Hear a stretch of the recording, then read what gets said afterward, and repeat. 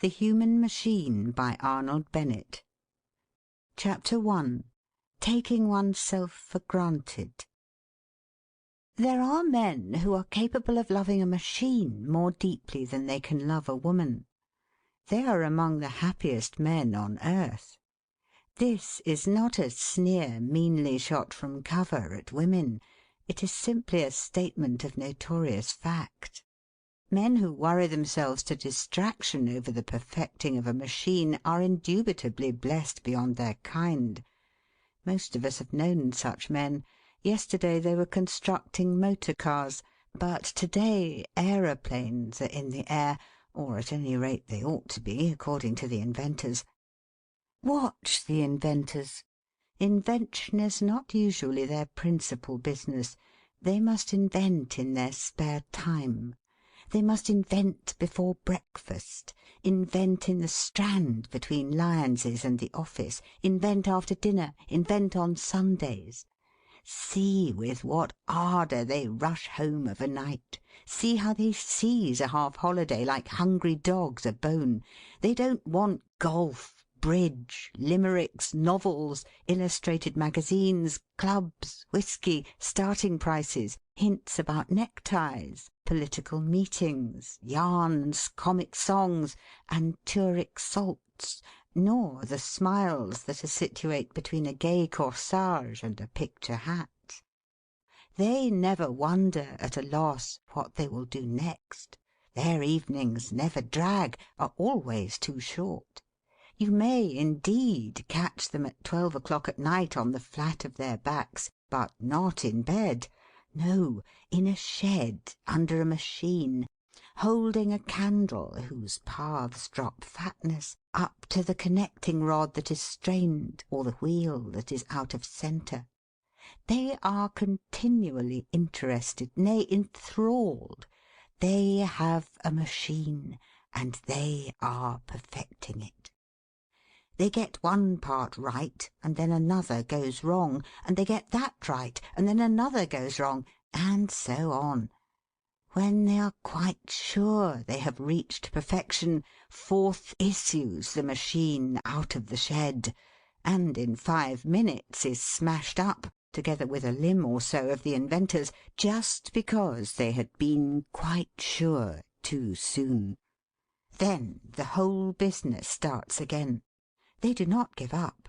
That particular wreck was, of course, due to a mere oversight.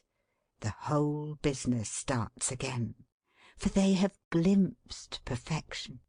They have the gleam of perfection in their souls. Thus their lives run away. They will never fly, you remark cynically. Well, if they don't. Besides, what about right? With all your cynicism, have you never envied them their machine and their passionate interest in it? You know, perhaps, the moment when, brushing in front of the glass, you detected your first grey hair. You stopped brushing. Then you resumed brushing hastily. You pretended not to be shocked. But you were. Perhaps you know a more disturbing moment than that. The moment when it suddenly occurred to you that you had arrived as far as you ever will arrive, and you had realized as much of your early dream as you ever will realize, and the realization was utterly unlike the dream. The marriage was excessively prosaic and eternal, not at all what you expected it to be, and your illusions were dissipated, and games and hobbies had an unpleasant core of tedium and futility, and the ideal tobacco mixture did not exist, and one literary masterpiece resembled another, and all the days that are to come will more or less resemble the present day until you die, and in an illuminating flash you understood what all those people were driving at when they wrote such unconscionably long letters to the Telegraph as to life being worth living or not worth living, and there was naught to be done but face the grey, monotonous future and pretend to be cheerful, with the worm of ennui gnawing at your heart. In a word, the moment when it occurred to you that yours is the common lot. In that moment, have you not wished, do you not continually wish, for an exhaustless machine, a machine that you could never get to the end of? Would you not give your head to be lying on the flat of your back, peering with a candle, dirty, foiled, catching cold, but absorbed in the pursuit of an object? Have you not gloomily regretted that you were born without a mechanical turn, because there is really something about a machine? It has never struck you that you do possess a machine. Oh, blind! Oh, dull! It has never struck you that you have at hand a machine wonderful beyond all mechanisms in sheds, intricate, delicately adjustable, of astounding and miraculous possibilities, interminably interesting. That machine is yourself. "This fellow is preaching. I won't have it," you exclaim resentfully. Dear sir, I am not preaching, and even if I were, I think you would have it. I think I can anyhow keep hold of your button for a while, though you pull hard. I'm not preaching. I am simply bent on calling your attention to a fact which has perhaps wholly or partially escaped you, namely, that you are the most fascinating bit of machinery that ever was. You do yourself less than justice. It is said that men are only interested in themselves. The truth is that as a rule men are interested in every mortal thing except themselves. They have a habit of taking themselves for granted, and that habit is responsible for 9/10 of the boredom and despair on the face of the planet. A man will wake up in the middle of the night, usually owing to some form of delightful excess, and his brain will be very active indeed for a space ere he can go to sleep again. In that candid hour, after the exaltation of the evening and before the hope of the dawn, he will see everything in its true colours except himself. There is nothing like a sleepless couch for a clear vision of one's environment. He will see all his wife's faults and the hopelessness of trying to cure them. He will momentarily see, though with less sharpness of outline, his own faults. He will probably decide that the anxieties of children outweigh the joys connected with children. He will admit all the shortcomings of existence, will face them like a man, grimly, sourly, in a sturdy despair. He will mutter, "Of course I'm angry. Who wouldn't be? Of course I'm disappointed. Did I expect this 20 years ago? Yes, we ought to save more, but we don't, so there you are. I'm bound to worry. I know I should be better if I didn't smoke so much. I know there's absolutely no sense at all in taking liqueurs. Absurd to be ruffled with her when she's in one of her moods. I don't have enough exercise. Can't be regular somehow. Not the slightest use hoping that things will be different, because I know they won't. Queer world. Never really what you may call happy, you know.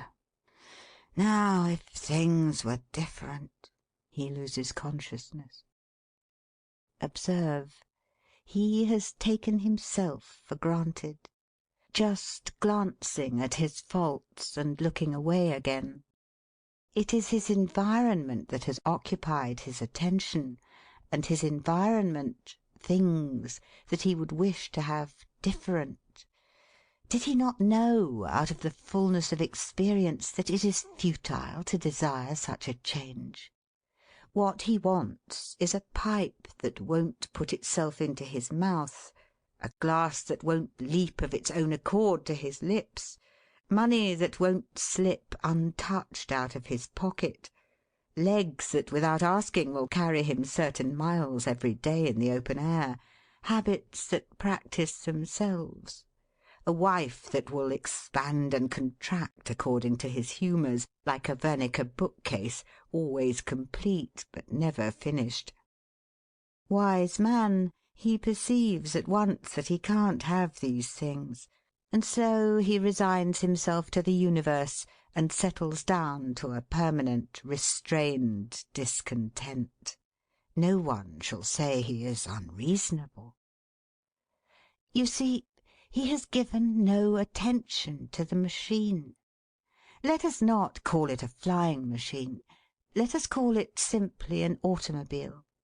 There it is on the road, jolting, screeching, rattling, perfuming, and there he is saying, "This road ought to be as smooth as velvet. That hill in front is ridiculous, and the descent on the other side positively dangerous. And it's all turns. I can't see 100 yards in front." He has a wild idea of trying to force the County Council to sandpaper the road, or of employing the new Territorial Army to remove the hill. But he dismisses that idea. He is so reasonable. He accepts all. He sits clothed in reasonableness on the machine, and accepts all. "Ass!" you exclaim. "Why doesn't he get down and inflate that tyre, for one thing?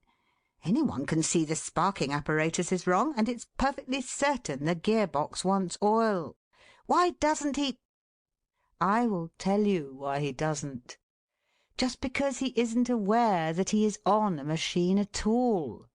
He has never examined what he is on. And at the back of his consciousness is a dim idea that he is perched on a piece of solid, immutable rock that runs on casters. Chapter 2. Amateurs in the Art of Living. Considering that we have to spend the whole of our lives in this human machine, considering that it is our sole means of contact and compromise with the rest of the world, we really do devote to it very little attention. When I say we, I mean our inmost spirits, the instinctive part, the mystery within that exists. And when I say the human machine, I mean the brain and the body, and chiefly the brain. The expression of the soul by means of the brain and body is what we call the art of living. We certainly do not learn this art at school to any appreciable extent. At school we are taught that it is necessary to fling our arms and legs to and fro for so many hours per diem. We are also shown practically that our brains are capable of performing certain useful tricks, and that if we do not compel our brains to perform those tricks we shall suffer. Thus one day we run home and proclaim to our delighted parents that 11/12s are 132, a feat of the brain. So it goes on until our parents begin to look up to us because we can chatter of cosines or sketch the foreign policy of Louis XIV. Good, but not a word about the principles of the art of living yet. Only a few detached rules from our parents, to be blindly followed when particular crises supervene. And indeed it would be absurd to talk to a schoolboy about the expression of his soul. He would probably mutter a monosyllable which is not mice. Of course, school is merely a preparation for living, unless one goes to a university, in which case it is a preparation for university. One is supposed to turn one's attention to living when these preliminaries are over, say at the age of about 20. Assuredly one lives then. There is, however, nothing new in that, for one has been living all the time in a fashion. All the time one has been using the machine without understanding it. But does one, school and college being over, enter upon a study of the machine? Not a bit. The question then becomes not how to live, but how to obtain and retain a position in which one will be able to live. how to get minute portions of dead animals and plants which one can swallow in order not to die of hunger, how to acquire and constantly renew a stock of other portions of dead animals and plants in which one can envelop oneself in order not to die of cold, how to procure the exclusive right of entry into certain huts where one may sleep and eat without being rained upon by the clouds of heaven, and so forth. And when one has realized this ambition, there comes the desire to be able to double the operation, and do it not for oneself alone, but for oneself and another, marriage. But no scientific sustained attention is yet given to the real business of living, of smooth intercourse, of self-expression, of conscious adaptation to environment, in brief, to the study of the machine. At 30, the chances are that a man will understand better the draught of a chimney than his own respiratory apparatus, to name one of the simple, obvious things. And as for understanding the working of his own brain, what an idea! As for the skill to avoid the waste of power involved by friction in the business of living, do we give an hour to it in a month? Do we ever at all examine it, save in an amateurish and clumsy fashion? A young lady produces a water-colour drawing. Very nice, we say, and add to ourselves, for an amateur. But our living is more amateurish than that young lady's drawing, though surely we ought every one of us to be professionals at living. When we have been engaged in the preliminaries to living for about 55 years, we begin to think about slacking off. Up till this period, our reason for not having scientifically studied the art of living, the perfecting and use of the finer parts of the machine, is not that we have lacked leisure, most of us have enormous heaps of leisure, but that we have simply been too absorbed in the preliminaries, have, in fact, treated the preliminaries to the business as the business itself. Then at 55 we ought at last to begin to live our lives with professional skill, as a professional painter paints pictures. Yes, but we can't. It is too late then. Neither painters, nor acrobats, nor any professionals can be formed at the age of 55. Thus we finish our lives amateurishly, as we have begun them.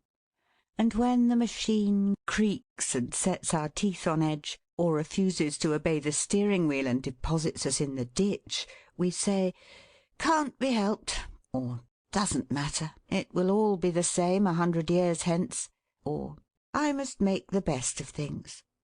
And we try to believe that in accepting the status quo we have justified the status quo, and all the time we feel our insincerity.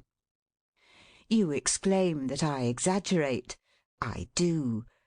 To force into prominence an aspect of affairs usually overlooked, it is absolutely necessary to exaggerate. Poetic licence is one name for this kind of exaggeration. But I exaggerate very little indeed, much less than perhaps you think. I know that you are going to point out to me that vast numbers of people regularly spend a considerable portion of their leisure in striving after self-improvement. Granted, and I am glad of it, but I should be gladder if their strivings bore more closely upon the daily business of living, of self-expression without friction and without futile desires. See this man who regularly studies every evening of his life. He has genuinely understood the nature of poetry, and his taste is admirable. He recites verse with true feeling, and may be said to be highly cultivated. Poetry is a continual source of pleasure to him. True. But why is he always complaining about not receiving his deserts in the office? Why is he worried about finance? Why does he so often sulk with his wife?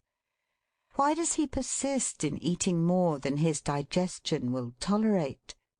It was not written in the book of fate that he should complain and worry and sulk and suffer. And if he was a professional at living, he would not do these things. There is no reason why he should do them, except the reason that he has never learnt his business, never studied the human machine as a whole, never really thought rationally about living. Supposing you encountered an automobilist who was swerving and grinding all over the road, and you stopped to ask what was the matter, and he replied, "Never mind what's the matter. Just look at my lovely acetylene lamps, how they shine, and how I've polished them." You would not regard him as a Clifford Earp, or even as an entirely sane man. So with our student of poetry. It is indubitable that a large amount of what is known as self-improvement is simply self-indulgence, a form of pleasure which only incidentally improves a particular part of the machine, and even that to the neglect of far more important parts. My aim is to direct a man's attention to himself as a whole, considered as a machine, complex and capable of quite extraordinary efficiency, for travelling through this world smoothly, in any desired manner, with satisfaction not only to himself, but to the people he meets en route, and the people who are overtaking him, and whom he is overtaking. My aim is to show that only an inappreciable fraction of our ordered and sustained efforts is given to the business of actual living, as distinguished from the preliminaries to living. Chapter 3. The Brain as a Gentleman at Large. It is not as if in this business of daily living we were seriously hampered by ignorance, either as to the results which we ought to obtain, or as to the general means which we must employ in order to obtain them. With all our absorption in the mere preliminaries to living, and all our carelessness about living itself, we arrive pretty soon at a fairly accurate notion of what satisfactory living is, and we perceive with some clearness the methods necessary to success. I have pictured the man who wakes up in the middle of the night and sees the horrid semi-fiasco of his life. But let me picture the man who wakes up refreshed early on a fine summer morning, and looks into his mind with the eyes of hope and experience, not experience and despair. That man will pass a delightful half-hour in thinking upon the scheme of the universe as it affects himself. He is quite clear that contentment depends on his own acts, and that no power can prevent him from performing those acts. He plans everything out, and before he gets up he knows precisely what he must and will do in certain foreseen crises and junctures. He sincerely desires to live efficiently. Who would wish to make a daily mess of existence? And he knows the way to realize the desire. And yet, mark me, that man will not have been an hour on his feet on this difficult earth before the machine has unmistakably gone wrong, the machine which was designed to do this work of living, which is capable of doing it thoroughly well, but which has not been put into order. What is the use of consulting the map of life, and tracing the itinerary, and getting the machine out of the shed, and making a start, if half the nuts are loose, or the steering pillar is twisted, or there is no petrol in the tank? Having asked this question, I will drop the mechanico-vehicular comparison, which is too rough and crude for the delicacy of the subject. Where has the human machine gone wrong? It has gone wrong in the brain. What, is he wrong in the head? Most assuredly, most strictly. He knows, none better, that when his wife employs a particular tone containing 10 grains of asperity, and he replies in a particular tone containing 11 grains, the consequences will be explosive. He knows, on the other hand, that if he replies in a tone containing only one little drop of honey, the consequences may not be unworthy of two reasonable beings. He knows this.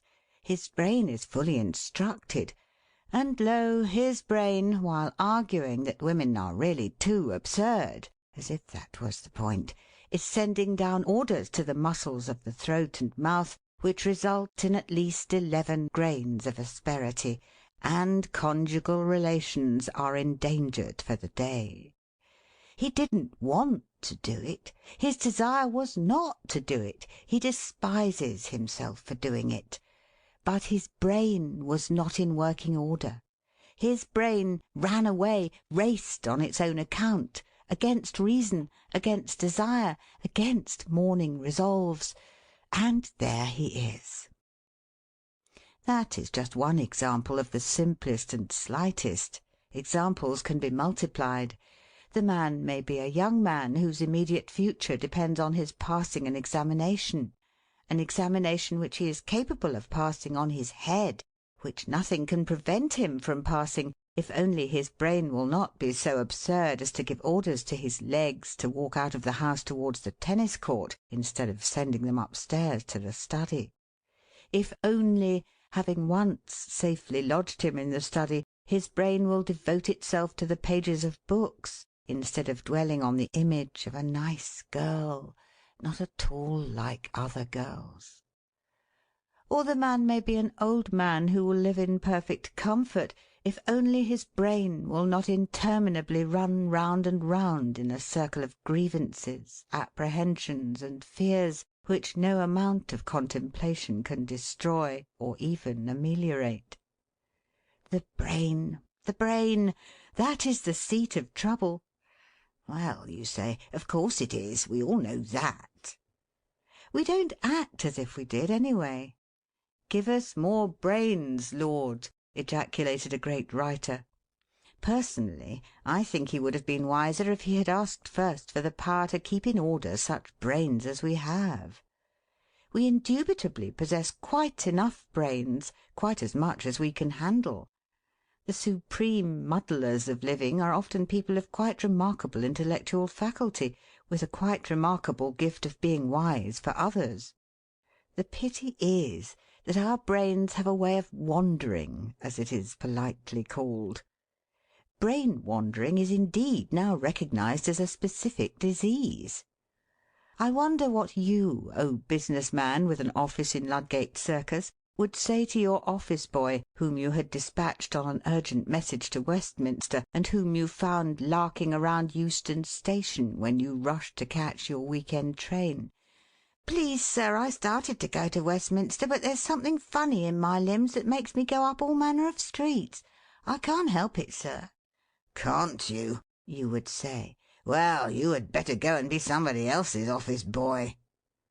Your brain is something worse than that office boy, something more insidiously potent for evil. I conceive the brain of the average well-intentioned man as possessing the tricks and manners of one of those gentlemen at large who, having nothing very urgent to do, stroll along and offer their services gratis to some short-handed work of philanthropy. They will commonly demoralise and disorganise the business conduct of an affair in about a fortnight. They come when they like, they go when they like. Sometimes they are exceedingly industrious and obedient, but then there is an even chance that they will shirk and follow their own sweet will. And they mustn't be spoken to or pulled up, for have they not kindly volunteered, and are they not giving their days for naught? These persons are the bane of the enterprises in which they condescend to meddle. Now, there is a vast deal too much of the gentleman at large about one's brain. One's brain has no right whatever to behave as a gentleman at large, but it in fact does. It forgets. It flatly ignores orders. At the critical moment when pressure is highest, it simply lights a cigarette and goes out for a walk. And we meekly sit down under this behaviour. "I didn't feel like stewing," says the young man who, against his wish, will fail in his examination. The words were out of my mouth before I knew it, says the husband whose wife is a woman. I couldn't get any inspiration to-day, says the artist. I can't resist, Stilton, says the fellow who is dying of greed. One can't help one's thoughts, says the old warrior. And this last really voices the secret excuse of all five. And you all say to me, my brain is myself. How can I alter myself? I was born like that. In the first place, you were not born like that. You have lapsed to that. And in the second place, your brain is not yourself. It is only a part of yourself, and not the highest seat of authority.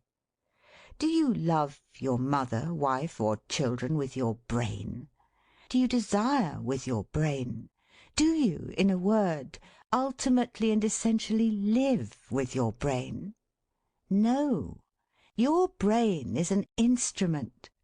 The proof that it is an instrument lies in the fact that when extreme necessity urges, you can command your brain to do certain things, and it does them. The first of the two great principles which underlie the efficiency of the human machine is this: the brain is a servant, exterior to the central force of the ego. If it is out of control, the reason is not that it is uncontrollable, but merely that its discipline has been neglected. The brain can be trained, as the hand and eye can be trained. It can be made as obedient as a sporting dog, and by similar methods. In the meantime, the indispensable preparation for brain discipline is to form the habit of regarding one's brain as an instrument exterior to one's self, like a tongue or a foot. Chapter 4. The First Practical Step. The brain is a highly quaint organism. Let me say at once, lest I should be cannonaded by physiologists, psychologists, or metaphysicians, that by the brain I mean the faculty which reasons and which gives orders to the muscles. I mean exactly what the plain man means by the brain. The brain is the diplomatist which arranges relations between our instinctive self and the universe, and it fulfills its mission when it provides for the maximum of freedom to the instincts with the minimum of friction. It argues with the instincts. It takes them on one side and points out the unwisdom of certain performances. It catches them by the coat-tails when they are about to make fools of themselves. "Don't drink all that iced champagne at a draught," it says to one instinct. "We may die of it." "Don't catch that rude fellow one in the eye," it says to another instinct. "He is more powerful than us." It is, in fact, a majestic spectacle of common sense. And yet it has the most extraordinary lapses. It is just like that man, we all know him and consult him, who is a continual fount of excellent, sagacious advice on everything, but who somehow cannot bring his sagacity to bear on his own personal career. In the matter of its own special activities, the brain is usually undisciplined and unreliable. We never know what it will do next. We give it some work to do, say, as we are walking along the street to the office. Perhaps it has to devise some scheme for making £150 suffice for £200. Or perhaps it has to plan out the heads of a very important letter. We meet a pretty woman, and away that undisciplined, sagacious brain runs after her, dropping the scheme or the draft letter, and amusing itself with aspirations or regrets for half an hour, sometimes a day. The serious part of our instinctive self feebly remonstrates, but without effect. Or it may be that we have suffered a great disappointment which is definite and hopeless.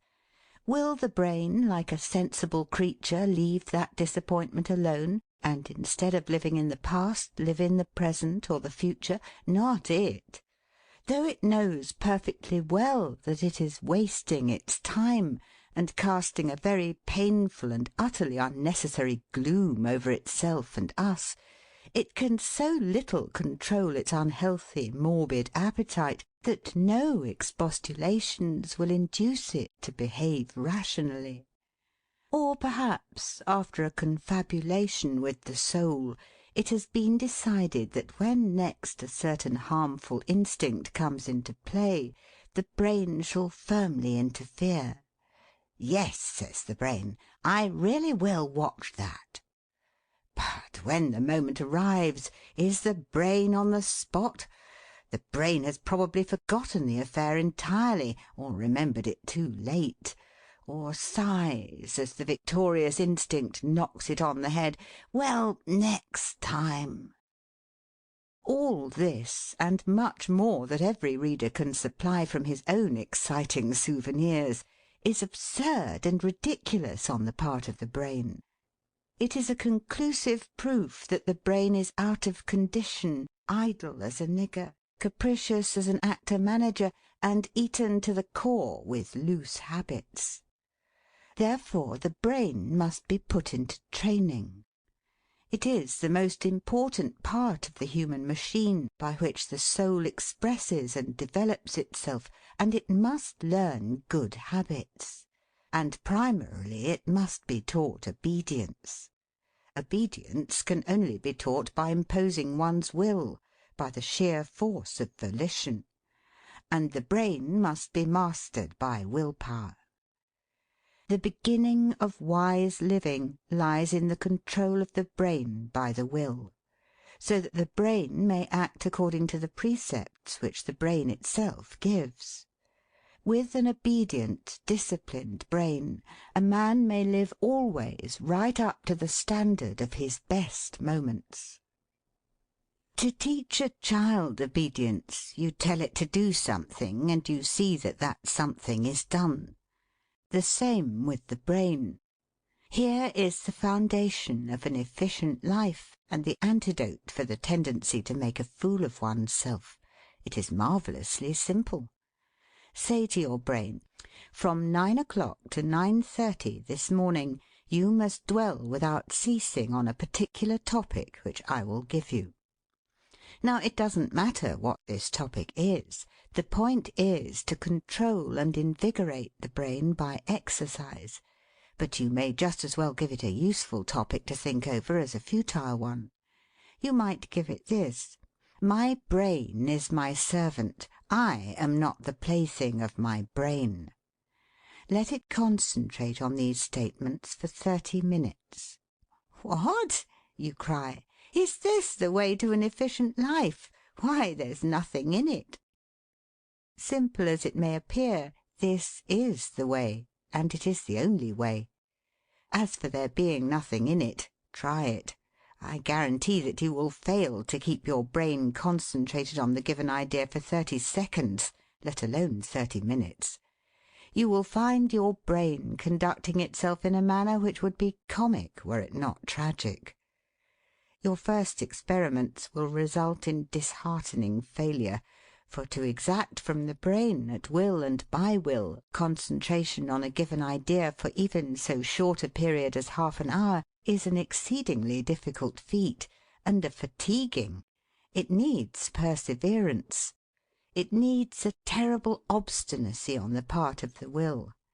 That brain of yours will be hopping about all over the place, and every time it hops, you must bring it back by force to its original position.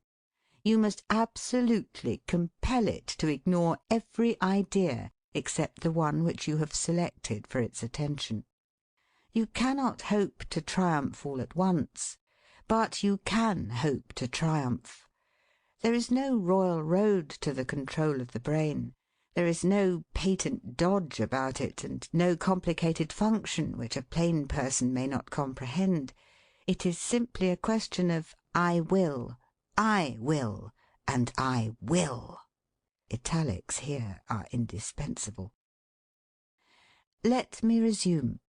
Efficient living, living up to one's best standard, getting the last ounce of power out of the machine with the minimum of friction, these things depend on the disciplined and vigorous condition of the brain. The brain can be disciplined by learning the habit of obedience, and it can learn the habit of obedience by the practice of concentration. Disciplinary concentration, though nothing could have the air of being simpler, is the basis of the whole structure. This fact must be grasped imaginatively. It must be seen and felt. The more regularly concentration is practised, the more firmly will the imagination grasp the effects of it, both direct and indirect. After but a few days of honest trying in the exercise which I have indicated, you will perceive its influence. You will grow accustomed to the idea, at first strange in its novelty, of the brain being external to the supreme force which is you, and in subjection to that force. You will, as a not very distant possibility, see yourself in possession of the power to switch your brain on and off in a particular subject, as you switch electricity on and off in a particular room. The brain will get used to the straight paths of obedience, and, a remarkable phenomenon, it will, by the mere practice of obedience, become less forgetful and more effective. It will not so frequently give way to an instinct that takes it by surprise. In a word, it will have received a general tonic. With a brain that is improving every day, you can set about the perfecting of the machine in a scientific manner. Chapter 5. Habit forming by concentration.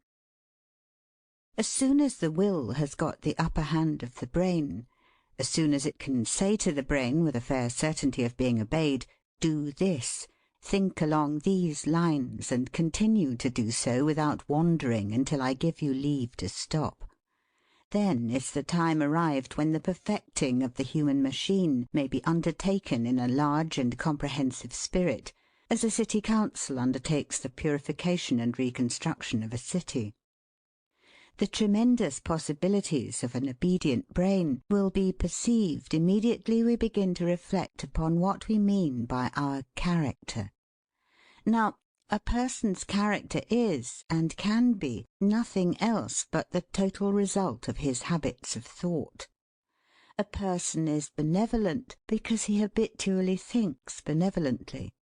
A person is idle because his thoughts dwell habitually on the instant pleasures of idleness. It is true that everybody is born with certain predispositions, and that these predispositions influence very strongly the early formation of habits of thought. But the fact remains that the character is built by long-continued habits of thought. If the mature edifice of character usually shows in an exaggerated form the peculiarities of the original predisposition, this merely indicates a probability that the slow erection of the edifice has proceeded at haphazard, and that reason has not presided over it. A child may be born with a tendency to bent shoulders. If nothing is done, if, on the contrary, he becomes a clerk and abhors gymnastics, his shoulders will develop an excessive roundness entirely through habit. Whereas if his will, guided by his reason, had compelled the formation of a corrective physical habit, his shoulders might have been, if not quite straight, nearly so. Thus a physical habit, the same with a mental habit.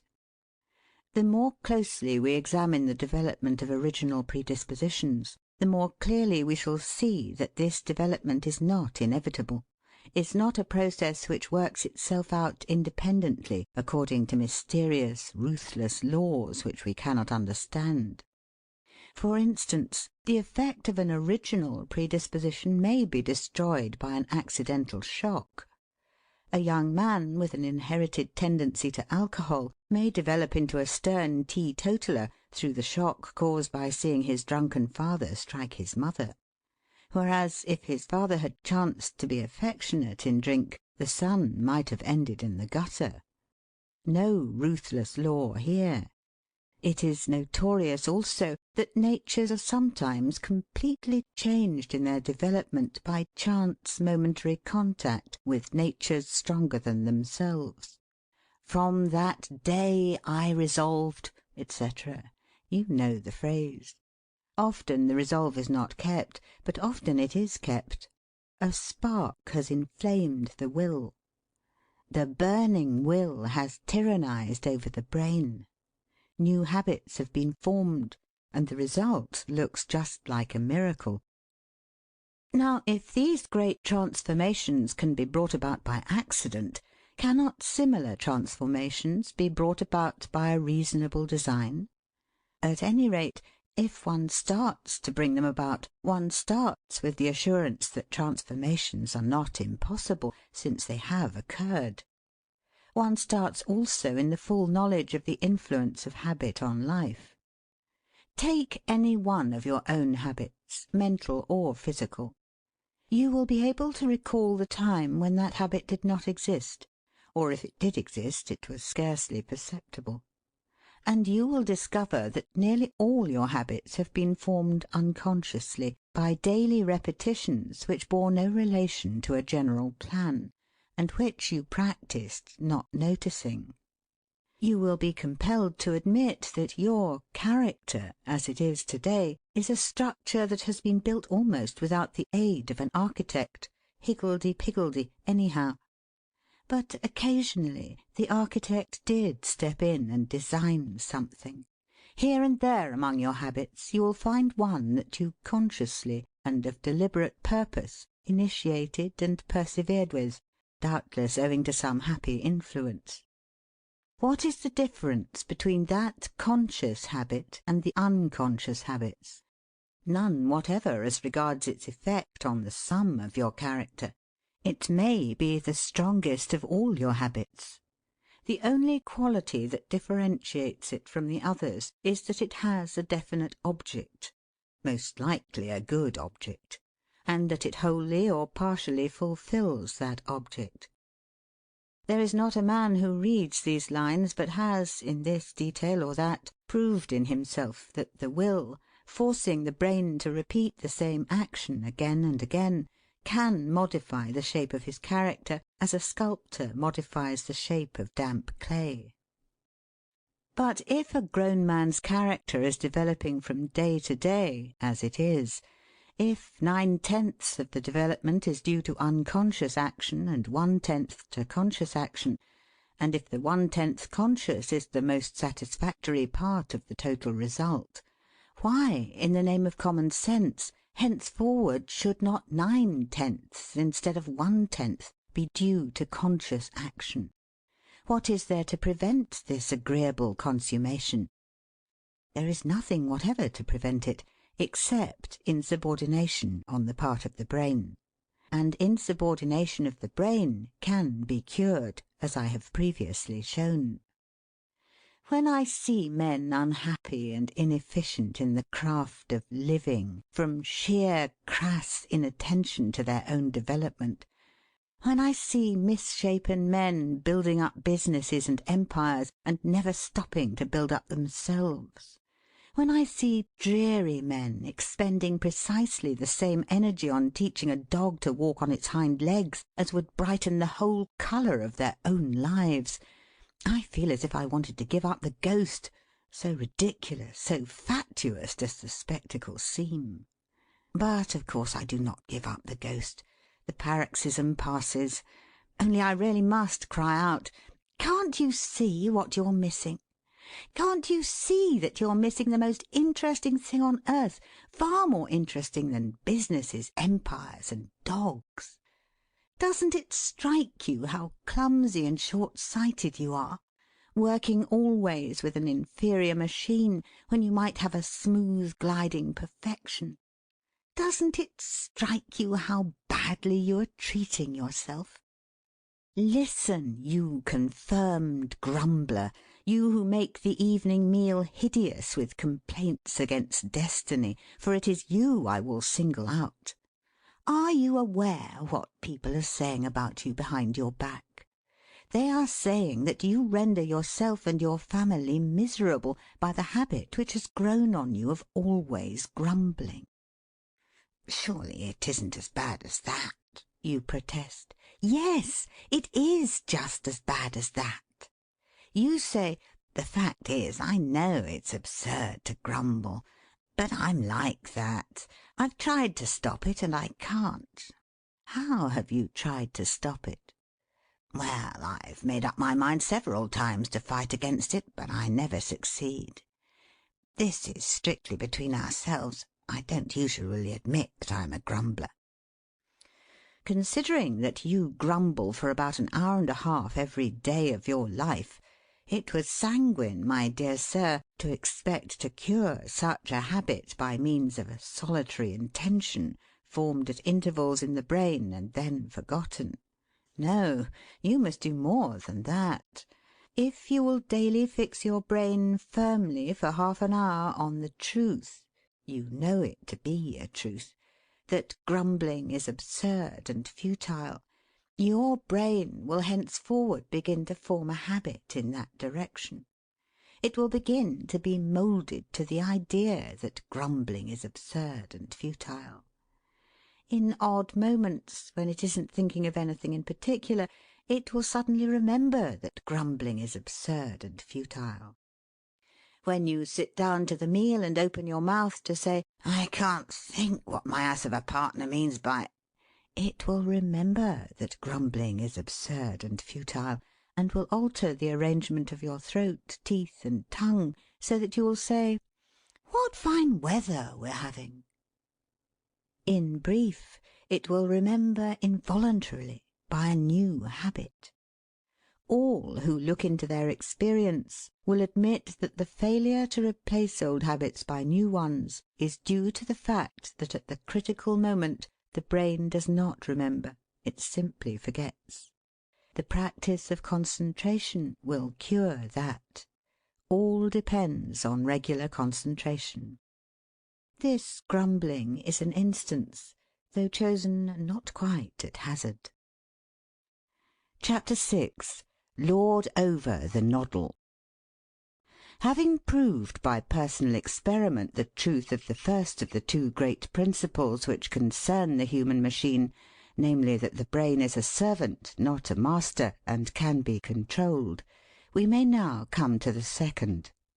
The second is more fundamental than the first, but it can be of no use until the first is understood and put into practice. The human machine is an apparatus of brain and muscle for enabling the ego to develop freely in the universe by which it is surrounded, without friction. Its function is to convert the facts of the universe to the best advantage of the ego. The facts of the universe are the material with which it is its business to deal, not the facts of an ideal universe, but the facts of this universe. Hence, when friction occurs, when the facts of the universe cease to be of advantage to the ego, the fault is in the machine.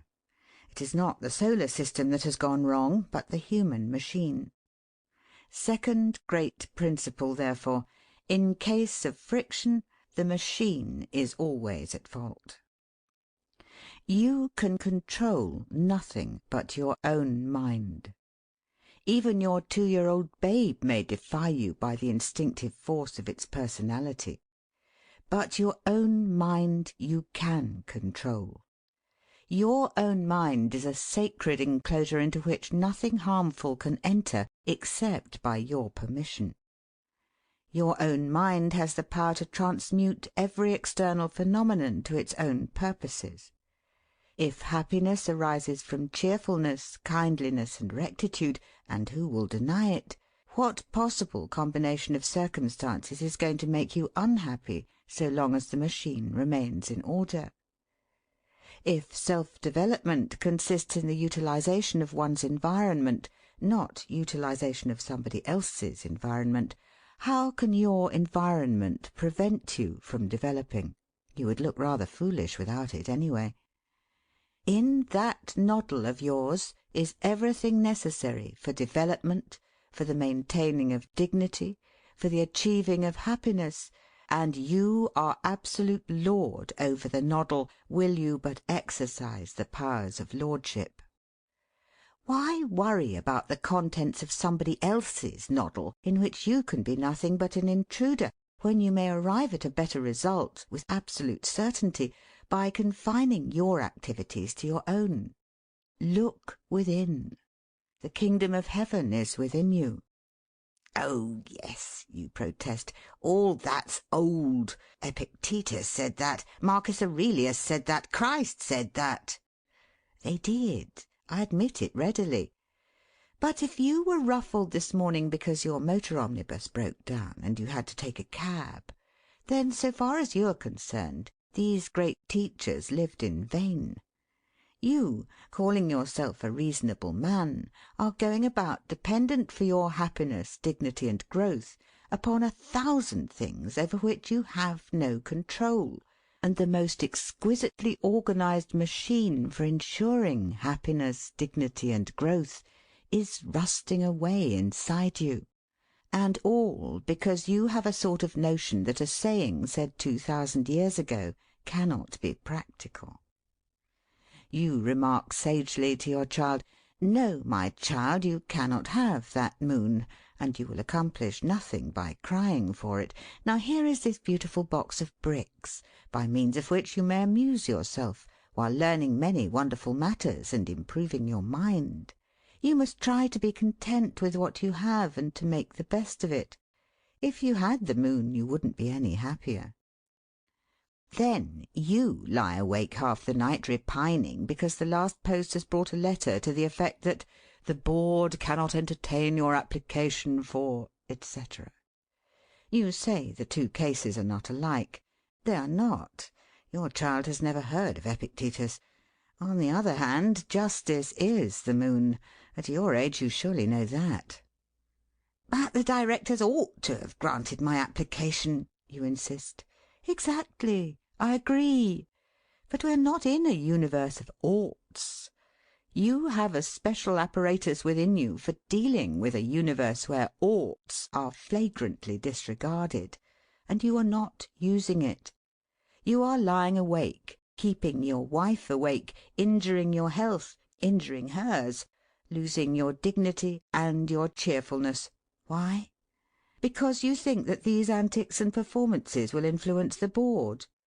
Because you think that they will put you into a better condition for dealing with your environment tomorrow. Not a bit. Simply because the machine is at fault. In certain cases we do make use of our machines, as well as their sad condition of neglect will allow. But in other cases we behave in an extraordinarily irrational manner. Thus, if we sally out and get caught in a heavy shower, we do not, unless very far gone in foolishness, sit down and curse the weather. We put up our umbrella if we have one, and if not, we hurry home. We may grumble, but it is not serious grumbling. We accept the shower as a fact of the universe, and control ourselves.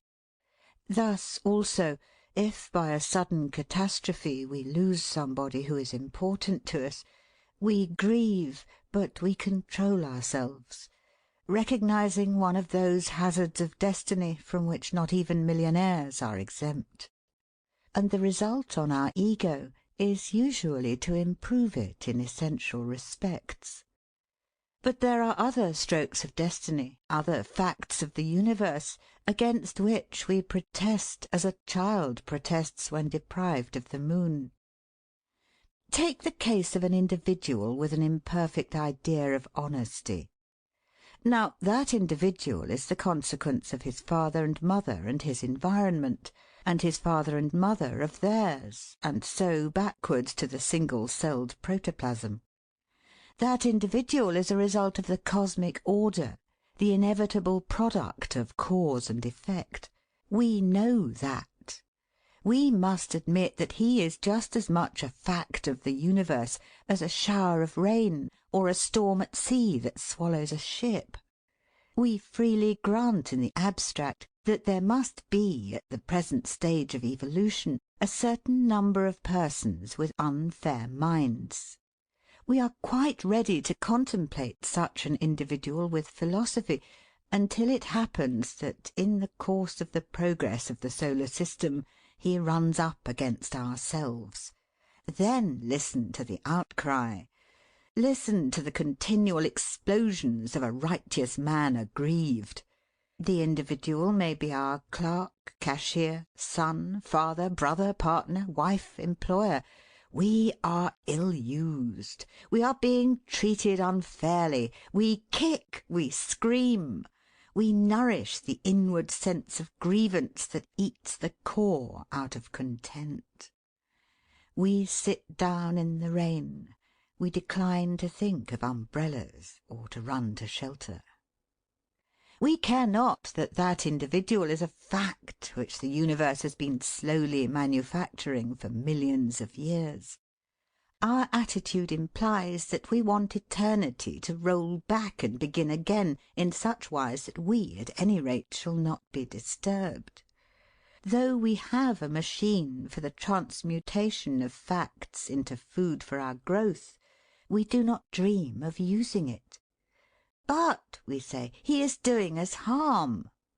Where? In our minds. He has robbed us of our peace, our comfort, our happiness, our good temper.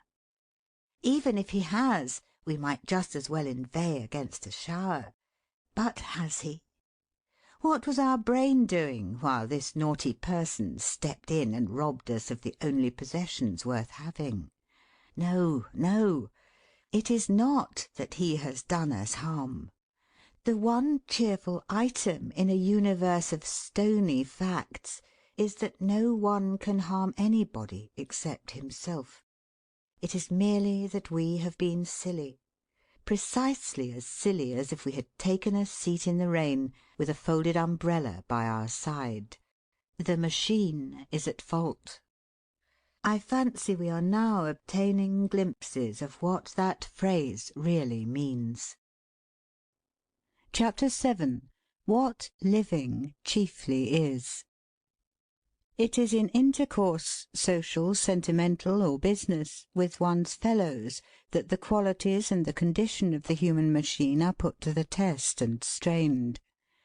That part of my life which I conduct by myself, without reference, or at any rate without direct reference, to others, I can usually manage in such a way that the gods do not positively weep at the spectacle thereof.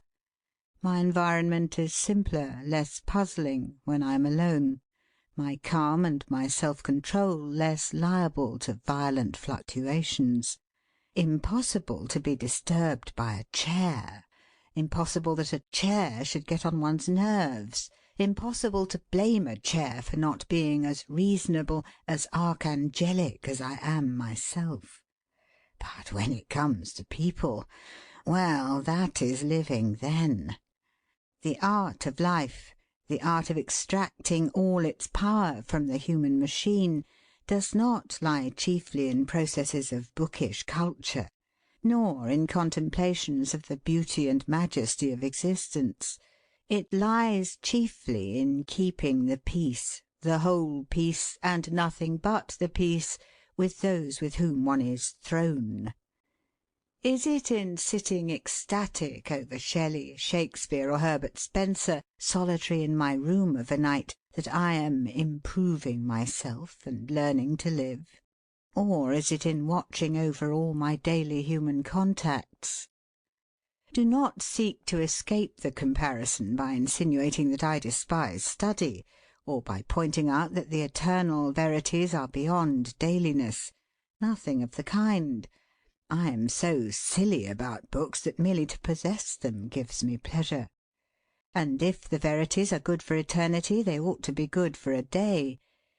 If I cannot exchange them for daily coin, If I can't buy happiness for a single day because I've nothing less than an eternal verity about me and nobody has sufficient change, then my eternal verity is not an eternal verity.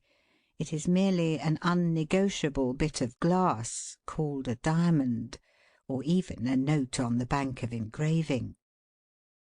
I can say to myself when I arise in the morning, I am master of my brain. No one can get in there and rage about like a bull in a china shop. If my companions on the planet's crust choose to rage about, they cannot affect me. I will not let them. I have power to maintain my own calm, and I will. No earthly being can force me to be false to my principles, or to be blind to the beauty of the universe, or to be gloomy, or to be irritable, or to complain against my lot.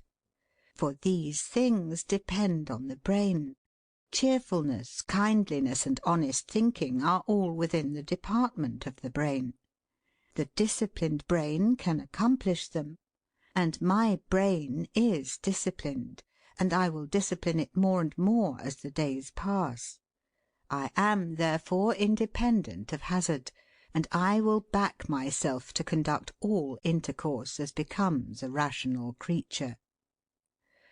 I can say this. I can ram this argument by force of will into my brain, and by dint of repeating it often enough, I shall assuredly arrive at the supreme virtues of reason. I should assuredly conquer, the brain being such a machine of habit, even if I did not take the trouble to consider in the slightest degree what manner of things my fellow men are, by acting merely in my own interests. But the way of perfection, I speak relatively, will be immensely shortened and smoothed if I do consider dispassionately the case of the other human machines. Thus, the truth is that my attitude towards my fellows is fundamentally and totally wrong, and that it entails on my thinking machine a strain which is quite unnecessary, though I may have arranged the machine so as to withstand the strain successfully. The secret of smooth living is a calm cheerfulness which will leave me always in full possession of my reasoning faculty, in order that I may live by reason instead of by instinct and momentary passion. The secret of calm cheerfulness is kindliness.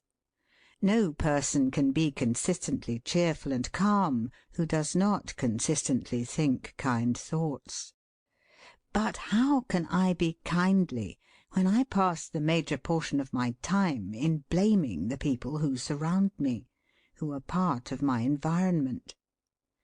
If I, blaming, achieve some approach to kindliness, it is only by a great and exhausting effort of self-mastery. The inmost secret, then, lies in not blaming, in not judging and emitting verdicts. Oh, I do not blame by word of mouth. I am far too advanced for such a puerility. I keep the blame in my own breast, where it festers.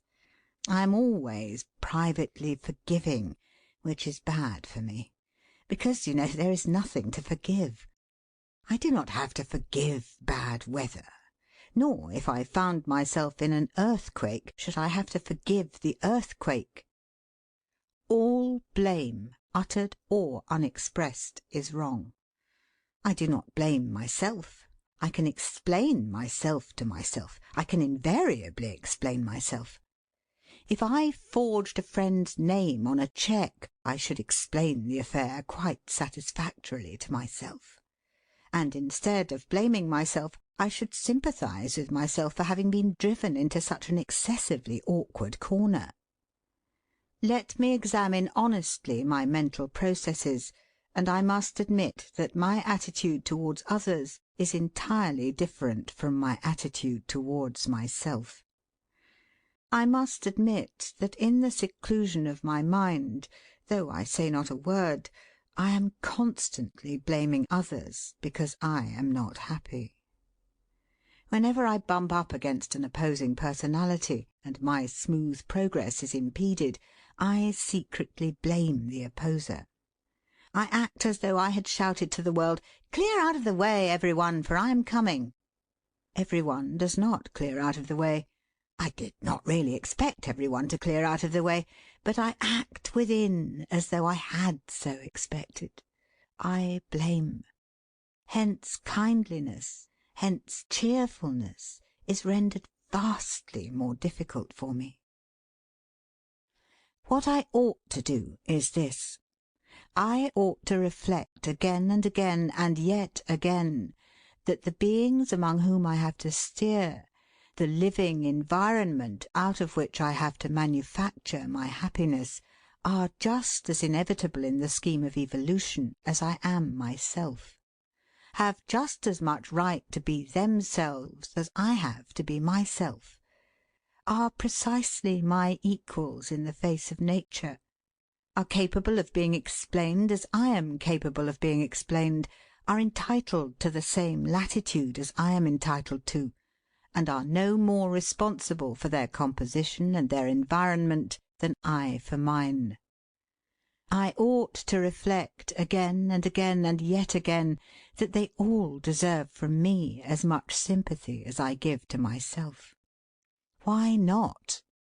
Having thus reflected in a general manner, I ought to take one by one the individuals with whom I am brought into frequent contact, and seek, by a deliberate effort of the imagination and the reason, to understand them, to understand why they act thus and thus, what their difficulties are, what their explanation is, and how friction can be avoided. So I ought to reflect, morning after morning, until my brain is saturated with the cases of these individuals. Here is a course of discipline. If I follow it, I shall gradually lose the preposterous habit of blaming, and I shall have laid the foundations of that quiet, unshakable self-possession which is the indispensable preliminary of conduct according to reason, of thorough efficiency in the machine of happiness. But something in me, something distinctly base, says, "Yes, the put yourself in his place business over again. The do unto others business over again." Just so. Something in me is ashamed of being moral. You all know the feeling. Well, morals are naught but another name for reasonable conduct, a higher and more practical form of egotism, an egotism which, while freeing others, frees myself. I have tried the lower form of egotism, and it has failed. If I am afraid of being moral, if I prefer to cut off my nose to spite my face, well, I must accept the consequences. But truth will prevail. Chapter 8. The Daily Friction. It is with common daily affairs that I am now dealing, not with heroic enterprises, ambitions, martyrdoms. Take the day, the ordinary day, in the ordinary house or office. Though it comes 7 times a week, and is the most banal thing imaginable, it is quite worth attention. How does the machine get through it?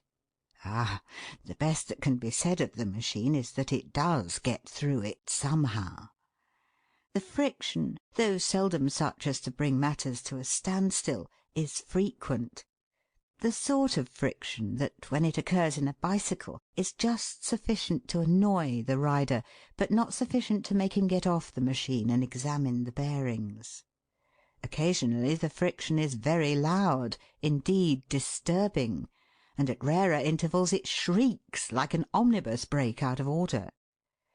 You know those days when you have the sensation that life is not large enough to contain the household or the office staff, when the business of intercourse may be compared to the manoeuvres of 2 people who, having awakened with a bad headache, are obliged to dress simultaneously in a very small bedroom.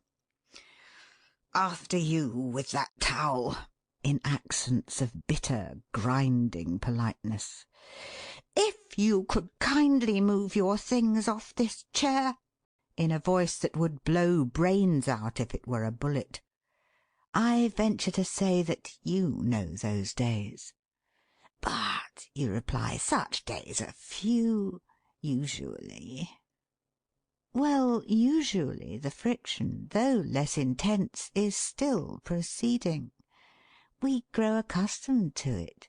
We scarcely notice it, as a person in a stuffy chamber will scarcely notice the stuffiness.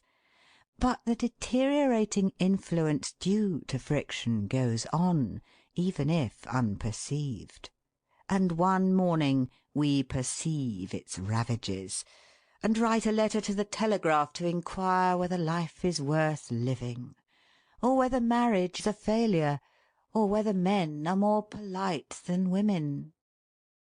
The proof that friction in various and varying degrees is practically conscious in most households lies in the fact that when we chance on a household where there is no friction, we are startled. We can't recover from the phenomenon. And in describing this household to our friends, we say, "They get on so well together," as if we were saying, "They have wings and can fly. Just fancy! Did you ever hear of such a thing?" 90% of all daily friction is caused by tone, mere tone of voice. Try this experiment. Say, "Oh, you little darling, you sweet pet, you entirely charming creature," to a baby or a dog, but roar these delightful epithets in the tone of saying, "You infernal little nuisance! If I hear another sound, I'll break every bone in your body." The baby will infallibly whimper, and the dog will infallibly mooch off. True, a dog is not a human being, neither is a baby. They cannot understand. It is precisely because they cannot understand and articulate words that the experiment is valuable, for it separates the effect of the tone from the effect of the word spoken. He who speaks, speaks twice. His words convey his thought, and his tone conveys his mental attitude towards the person spoken to. And certainly the attitude, so far as friction goes, is more important than the thought. Your wife may say to you, "I shall buy that hat I spoke to you about." And you may reply, quite sincerely, "As you please." But it will depend on your tone whether you convey, "As you please. I am sympathetically anxious that your innocent caprices should be indulged," or whether you convey, "As you please. Only don't bother me with hats. I am above hats. A great deal too much money is spent in this house on hats. However, I'm helpless." Or whether you convey, "As you please, heart of my heart. But if you would like to be a nice girl, go gently. We're rather tight." I need not elaborate. I am sure of being comprehended. As tone is the expression of attitude, it is, of course, caused by attitude. The frictional tone is chiefly due to that general attitude of blame which I have already condemned as being absurd and unjustifiable. As by constant watchful discipline we gradually lose this silly attitude of blame, so the tone will of itself gradually change. But the two ameliorations can proceed together, and it is a curious thing that an agreeable tone, artificially and deliberately adopted, will influence the mental attitude almost as much as the mental attitude will influence the tone. If you honestly feel resentful against someone, but having understood the foolishness of fury, intentionally mask your fury under a persuasive tone, your fury will at once begin to abate. You will be led into a rational train of thought. You will see that after all the object of your resentment has a right to exist, and that he is neither a doormat nor a scoundrel, and that anyhow nothing is to be gained and much is to be lost by fury. You will see that fury is unworthy of you. Do you remember the gentleness of the tone which you employed after the healing of your first quarrel with a beloved companion? Do you remember the persuasive tone which you used when you wanted to obtain something from a difficult person on whom your happiness depended? Why should not your tone always combine these qualities? Why should you not carefully school your tone? Is it beneath you to ensure the largest possible amount of your own way by the simplest means? Or is there at the back of your mind that peculiarly English and German idea that politeness, sympathy, and respect for another immortal soul would imply deplorable weakness on your part? You say that your happiness does not depend on every person whom you happen to speak to. Yes, it does. Your happiness is always dependent on just that person. Produce friction, and you suffer. Idle to argue that the person has no business to be upset by your tone. You have caused avoidable friction, simply because your machine for dealing with your environment was suffering from pride, ignorance, or thoughtlessness. You say I am making a mountain out of a molehill. No, I am making a mountain out of 10 million molehills, and that is what life does. It is the little but continuous causes that have great effects. I repeat, why not deliberately adopt a gentle, persuasive tone, just to see what the results are? Surely you are not ashamed to be wise. You may smile superiorly as you read this, yet you know very well that more than once you have resolved to use a gentle and persuasive tone on all occasions, and that the sole reason why you had that fearful shindy yesterday with your cousin's sister-in-law was that you had long since failed to keep your resolve. But you were of my mind once, and more than once. What you have to do is to teach the new habit to your brain by daily concentration on it, by forcing your brain to think of nothing else for half an hour of a morning. After a time the brain will begin to remember automatically, for of course the explanation of your previous failures is that your brain, undisciplined, merely forgot at the critical moment. The tone was out of your mouth before your brain had waked up. It is necessary to watch as though you were a sentinel, not only against the wrong tone, but against the other symptoms of the attitude of blame, such as the frown. It is necessary to regard yourself constantly and in minute detail. You lie in bed for half an hour and enthusiastically concentrate on this beautiful new scheme of the right tone. You rise, and because you don't achieve a proper elegance of necktie at the first knotting, you frown and swear and clench your teeth. There is a symptom of the wrong attitude towards your environment. You are awake, but your brain isn't. It is in such a symptom that you may judge yourself. And not a trifling symptom either. If you will frown at a necktie, if you will use language to a necktie which no gentleman should use to a necktie, what will you be capable of to a responsible being? Yes, it is very difficult, but it can be done. Chapter 9. Fire. In this business of daily living, of ordinary usage of the machine in hourly intercourse, there occurs sometimes a phenomenon which is the cause of a great deal of trouble, and the result of a very ill-tended machine. It is a phenomenon impossible to ignore, and yet so shameful is it, so degrading, so shocking, so miserable, that I hesitate to mention it. For one class of reader is certain to ridicule me. loftily saying, "One really doesn't expect to find this sort of thing in print nowadays." And another class of reader is certain to get angry. Nevertheless, as one of my main objects in the present book is to discuss matters which people don't talk about, I shall discuss this matter.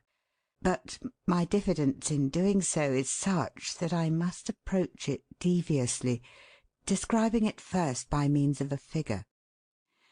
Imagine that, looking at a man's house, you suddenly perceive it to be on fire. The flame is scarcely perceptible. You could put it out if you had a free hand. But you have not got a free hand. It is his house, not yours. He may or may not know that his house is burning. You are aware by experience, however, that if you directed his attention to the flame, the effect of your warning would be exceedingly singular, almost incredible. For the effect would be that he would instantly begin to strike matches, pour on petroleum, and fan the flame, violently resenting interference. Therefore you can only stand and watch, hoping that he will notice the flames before they are beyond control, and extinguish them. The probability is, however, that he will notice the flames too late, and powerless to avert disaster, you are condemned, therefore, to watch the damage of valuable property. The flames leap higher and higher, and they do not die down till they have burned themselves out. You avert your gaze from the spectacle, and until you are gone, the owner of the house pretends that nothing has occurred. When alone, he curses himself for his carelessness. The foregoing is meant to be a description of what happens when a man passes through the incendiary experience known as losing his temper. There, the cat of my chapter is out of the bag. A man who has lost his temper is simply being burnt out. His constitutes one of the most curious and, for everybody, humiliating spectacles that life offers. It is an insurrection, a boiling over, a sweeping storm. Dignity, common sense, justice are shrivelled up and destroyed. Anarchy reigns. The devil has broken his chain. Instinct is stamping on the face of reason. And in that man civilization has temporarily receded millions of years. Of course, the thing amounts to a nervous disease, and I think it is almost universal. You at once protest that you never lose your temper, haven't lost your temper for ages. But do you not mean that you have not smashed furniture for ages? These fires are of varying intensities. Some of them burn very dully, yet they burn. One man loses his temper, another is merely ruffled, but the event is the same in kind. When you are ruffled, when you are conscious of a resentful vibration that surprises all your being, when your voice changes, when you notice a change in the demeanour of your companion, who sees that he has touched a tender point, you may not go to the length of smashing furniture, but you have had a fire, and your dignity is damaged. You admit it to yourself afterwards. I am sure you know what I mean, and I am nearly sure that you, with your courageous candour, will admit that from time to time you suffer from these mysterious fires.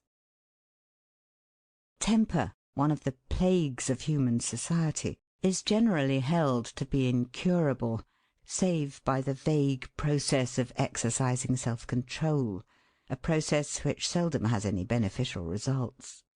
It is regarded now as smallpox used to be regarded, as a visitation of Providence which must be borne. But I do not hold it to be incurable. I am convinced that it is permanently curable, and its eminent importance as a nuisance to mankind at large deserves, I think, that it should receive particular attention. Anyhow, I am strongly against the visitation of Providence theory as being unscientific, primitive, and conducive to unashamed laisser-aller. A man can be master in his own house.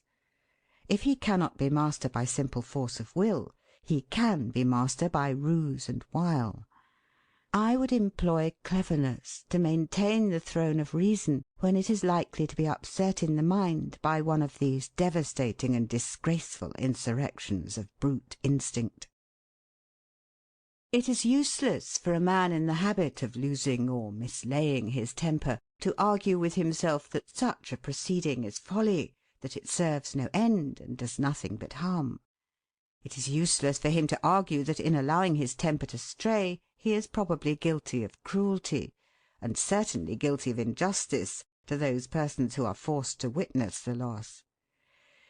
It is useless for him to argue that a man of uncertain temper in a house is like a man who goes about a house with a loaded revolver sticking from his pocket, and that all considerations of fairness and reason have to be subordinated in that house to the fear of the revolver, and that such peace as is maintained in that house is often a shameful and an unjust peace. These arguments will not be strong enough to prevail against one of the most powerful and capricious of all habits. This habit must be met and conquered, and it can be, by an even more powerful quality in the human mind. I mean the universal human horror of looking ridiculous. The man who loses his temper often thinks he is doing something rather fine and majestic. On the contrary, so far is this from being the fact, he is merely making an ass of himself.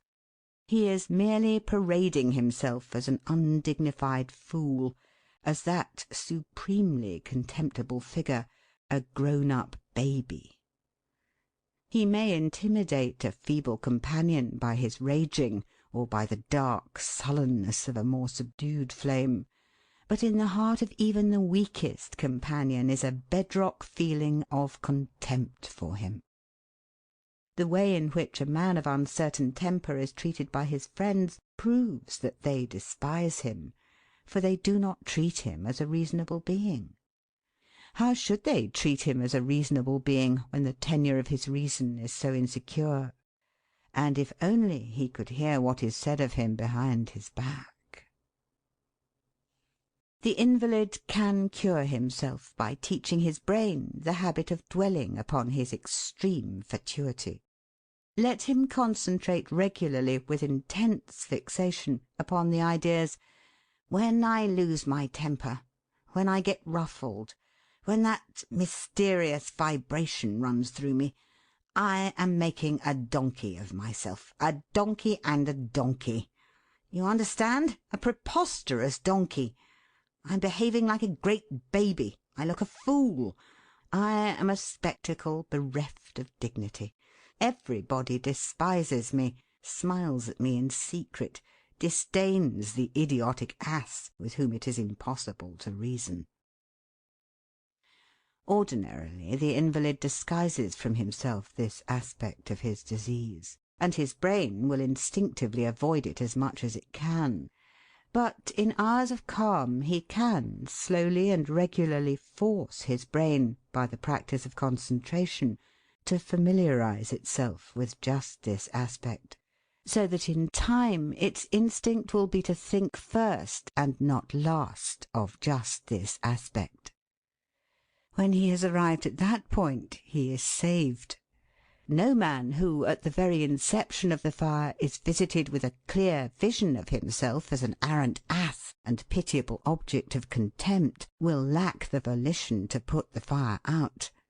But, be it noted, he will not succeed until he can do it at once.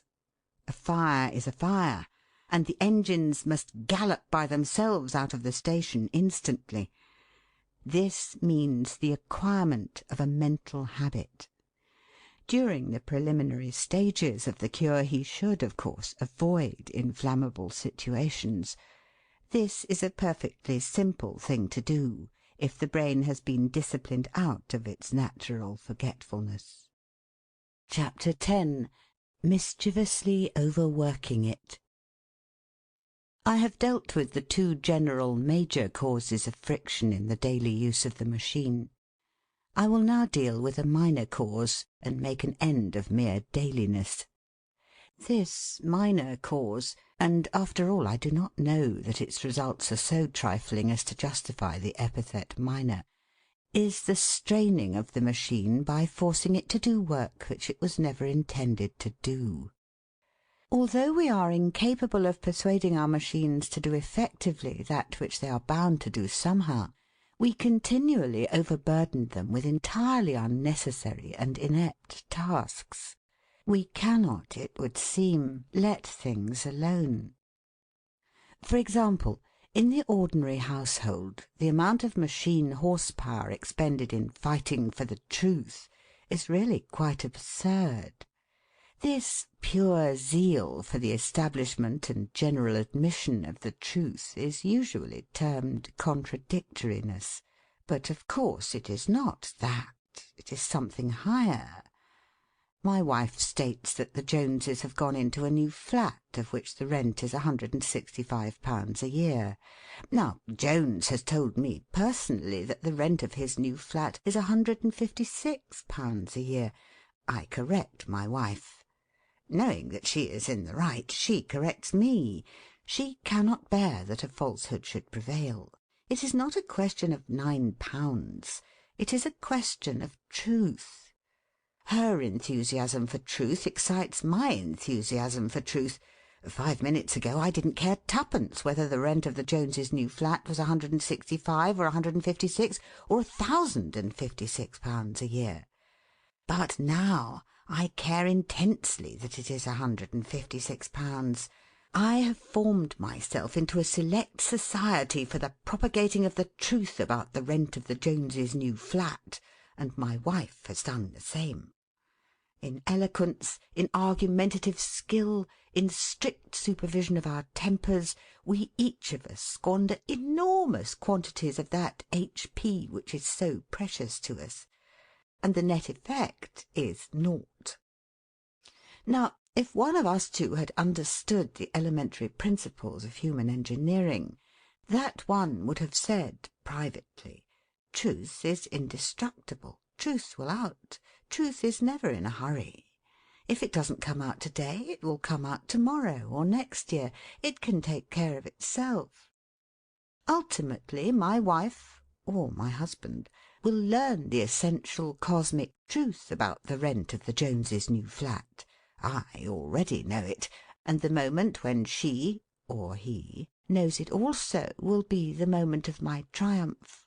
She, or he, will not celebrate my triumph openly, but it will be none the less real. And my reputation for accuracy and calm restraint will be consolidated. If, by a rare mischance, I am in error, it will be vastly better for me in the day of my undoing that I have not been too positive now. Besides, nobody has appointed me sole custodian of the great truth concerning the rent of the Joneses' new flat. I was not brought into the world to be a safe deposit, and more urgent matters summon me to effort. If one of us had meditated thus, much needless friction would have been avoided and power saved. Amour-propre would not have been exposed to risks, the sacred cause of truth would not in the least have suffered, and the rent of the Joneses' new flat would anyhow have remained exactly what it is. In addition to straining the machine by our excessive anxiety for the spread of truth, we give a very great deal too much attention to the state of other people's machines. I cannot too strongly, too sarcastically deprecate this astonishing habit. It will be found to be rife in nearly every household and in nearly every office. We are most of us endeavouring to rearrange the mechanism in other heads than our own. This is always dangerous and generally futile. Considering the difficulty we have in our own brains, where our efforts are sure of being accepted as well meant, and where we have at any rate a rough notion of the machine's construction, Our intrepidity in adventuring among the delicate adjustments of other brains is remarkable. We are cursed by too much of the missionary spirit. We must needs voyage into the China of our brother's brain, and explain there that things are seriously wrong in that heathen land, and make ourselves unpleasant in the hope of getting them put right. We have all our own brain and body on which to wreak our personality, but this is not enough.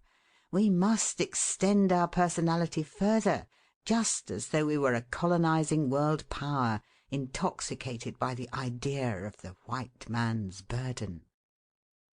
One of the central secrets of efficient daily living is to leave our daily companions alone a great deal more than we do, and attend to ourselves. If a daily companion is conducting his life upon principles which you know to be false, and with results which you feel to be unpleasant, the safe rule is to keep your mouth shut.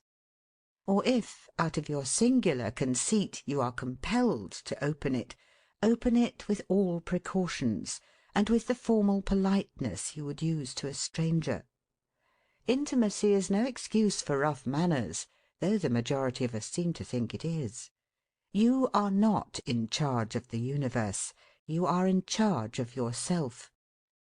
You cannot hope to manage the universe in your spare time, and if you try you will probably make a mess of such part of the universe as you touch, while gravely neglecting yourself. In every family there is generally someone whose meddlesome interest in other machines leads to serious friction in his own. Criticise less, even in the secrecy of your chamber, and do not blame at all. Accept your environment and adapt yourself to it in silence, instead of noisily attempting to adapt your environment to yourself. Here is true wisdom. You have no business trespassing beyond the confines of your own individuality. In so trespassing you are guilty of impertinence. This is obvious. And yet one of the chief activities of home life consists in prancing about at random on other people's private lawns. What I say applies even to the relation between parents and children. And though my precept is exaggerated, it is purposely exaggerated, in order effectively to balance the exaggeration in the opposite direction. All individualities other than one's own are part of one's environment. The evolutionary process is going on all right, and they are a portion of it. Treat them as inevitable. To assert that they are inevitable is not to assert that they are unalterable. Only the alteration of them is not primarily your affair. It is theirs. Your affair is to use them as they are, without self-righteousness, blame, or complaint, for the smooth furtherance of your own ends. There is no intention here to rob them of responsibility by depriving them of free will, while saddling you with responsibility as a free agent. As your environment, they must be accepted as inevitable because they are inevitable. But as centres themselves, they have their own responsibility, which is not yours. The historic question, have we free will, or are we the puppets of determinism, enters now. As a question, it is fascinating and futile. It has never been, and it never will be settled. The theory of determinism cannot be demolished by argument. But in his heart, every man, including the most obstinate supporter of the theory, demolishes it every hour of every day. On the other hand, the theory of free will can be demolished by ratiocination. So much the worse for ratiocination. If we regard ourselves as free agents, and the personalities surrounding us as the puppets of determinism, we shall have arrived at the working compromise from which the finest results of living can be obtained. The philosophic experience of centuries, if it has proved anything, has proved this. And the man who acts upon it in the common banal contracts and collisions of the difficult experiment which we call daily life, will speedily become convinced of its practical worth. Chapter 11. An Interlude. For 10 chapters you have stood it, but not without protest. I know the feeling which is in your minds, and which has manifested itself in numerous criticisms of my ideas.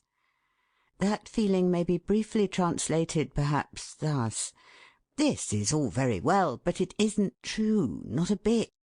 It's only a fairy tale that you have been telling us. Miracles don't happen," etc. I, on my part, have a feeling that unless I take your feeling in hand at once, and firmly deal with it, I had better put my shutters up, for you will have got into the way of regarding me simply as a source of idle amusement. Already I can perceive, from the expressions of some critics, that, so far as they are concerned, I might just as well not have written a word. Therefore, at this point I pause, in order to insist once more upon what I began by saying.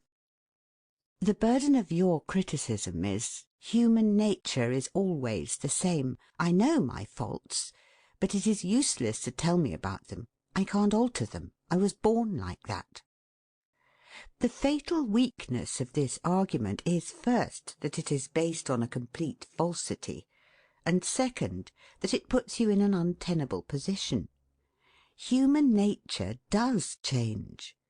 Nothing can be more unscientific, more hopelessly medieval, than to imagine that it does not.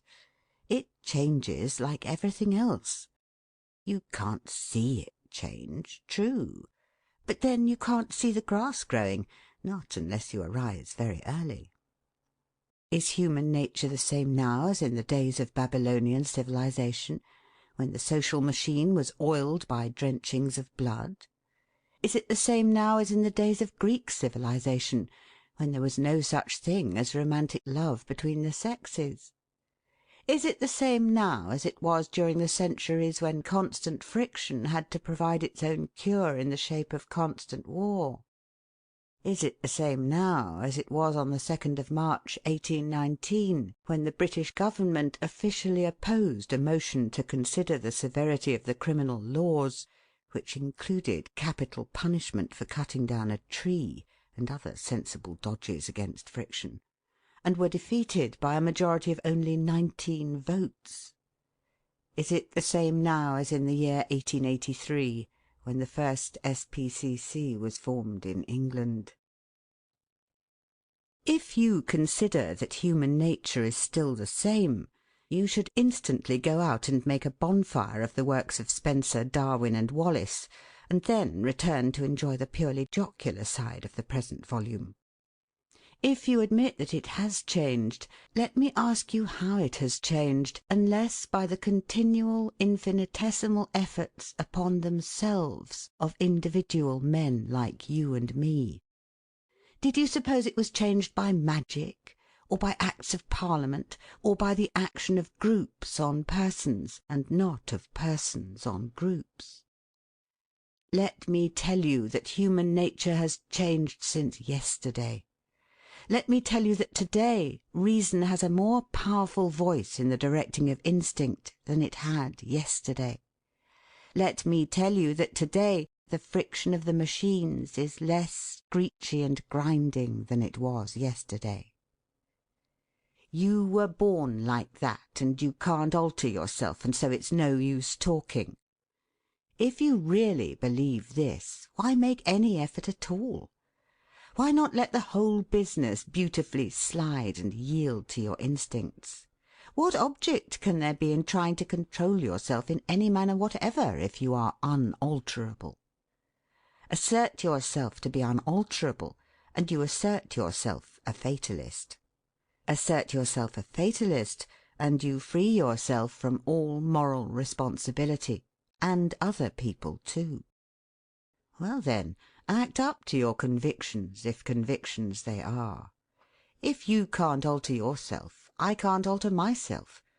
And supposing that I come along and bash you on the head and steal your purse, you can't blame me.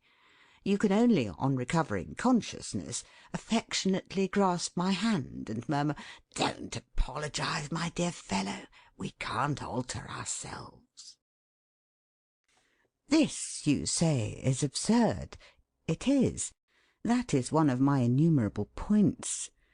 The truth is, you do not really believe that you cannot alter yourself. What is the matter with you is just what is the matter with me, sheer idleness. You hate getting up in the morning, and to excuse your inexcusable indolence, you talk big about fate. Just as patriotism is the last refuge of a scoundrel, so fatalism is the last refuge of a shirker. But you deceive no one, least of all yourself. You have not, rationally, a leg to stand on. At this juncture, because I have made you laugh, you consent to say, "I do try all I can, but I can only alter myself a very little. By constitution I am mentally idle. I can't help that, can I?" Well, so long as you are not the only absolutely unchangeable thing in a universe of change, I don't mind. It is something for you to admit that you can alter yourself even a very little. The difference between our philosophies is now only a question of degree. In the application of any system of perfecting the machine, no two persons will succeed equally. From the disappointed tone of some of your criticisms, it might be fancied that I had advertised a system for making archangels out of tailors' dummies. Such was not my hope. I have no belief in miracles. But I know that when a thing is thoroughly well done, it often has the air of being a miracle. My sole aim is to insist that every man shall perfect his machine to the best of his powers, not to the best of somebody else's powers. I do not indulge in any hope that a man can be better than his best self. I am, however, convinced that every man fails to be his best self a great deal oftener than he need fail, for the reason that his will-power, be it great or small, is not directed according to the principles of common sense. Common sense will surely lead a man to ask the question, why did my actions yesterday contradict my reason? The reply to this question will nearly always be, because at the critical moment I forgot. The supreme explanation of the abortive results of so many efforts at self-alteration, the supreme explanation of our frequent miserable scurrying into a doctrine of fatalism, is simple forgetfulness. It is not force that we lack, but the skill to remember exactly what our reason would have us do or think at the moment itself. How is this skill to be acquired? It can only be acquired, as skill at games is acquired, by practice, by the training of the organ involved to such a point that the organ acts rightly by instinct instead of wrongly by instinct. There are degrees of success in this procedure, but there is no such phenomenon as complete failure. Habits which increase friction can be replaced by habits which lessen friction. Habits which arrest development can be replaced by habits which encourage development. And as a habit is formed naturally, so it can be formed artificially by imitation of the unconscious process, by accustoming the brain to the new idea. Let me, as an example, refer again to the minor subject of daily friction, and within that subject to the influence of tone. A man employs a frictional tone through habit. The frictional tone is an instinct with him. But if he had a quarter of an hour to reflect before speaking, and if during that quarter of an hour he could always listen to arguments against the frictional tone, his use of the frictional tone would rapidly diminish. His reason would conquer his instinct. As things are, his instinct conquers his reason by a surprise attack, by taking it unawares. Regular daily concentration of the brain, for a certain period, upon the non-frictional tone, and the immense advantages of its use, will gradually set up in the brain a new habit of thinking about the non-frictional tone, until at length the brain, disciplined, turns to the correct act before the old silly instinct can capture it, and ultimately a new sagacious instinct will supplant the old one. This is the rationale. It applies to all habits. Any person can test its efficiency in any habit. I care not whether he be of strong or weak will, he can test it.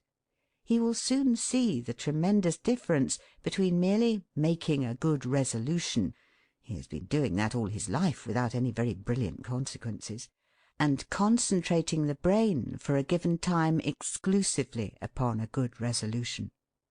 Concentration, the efficient mastery of the brain, all is there. Chapter 12. An Interest in Life. After a certain period of mental discipline, of deliberate habit forming and habit breaking, such as I have been indicating, a man will begin to acquire at any rate a superficial knowledge, a nodding acquaintance, with that wonderful and mysterious affair, his brain.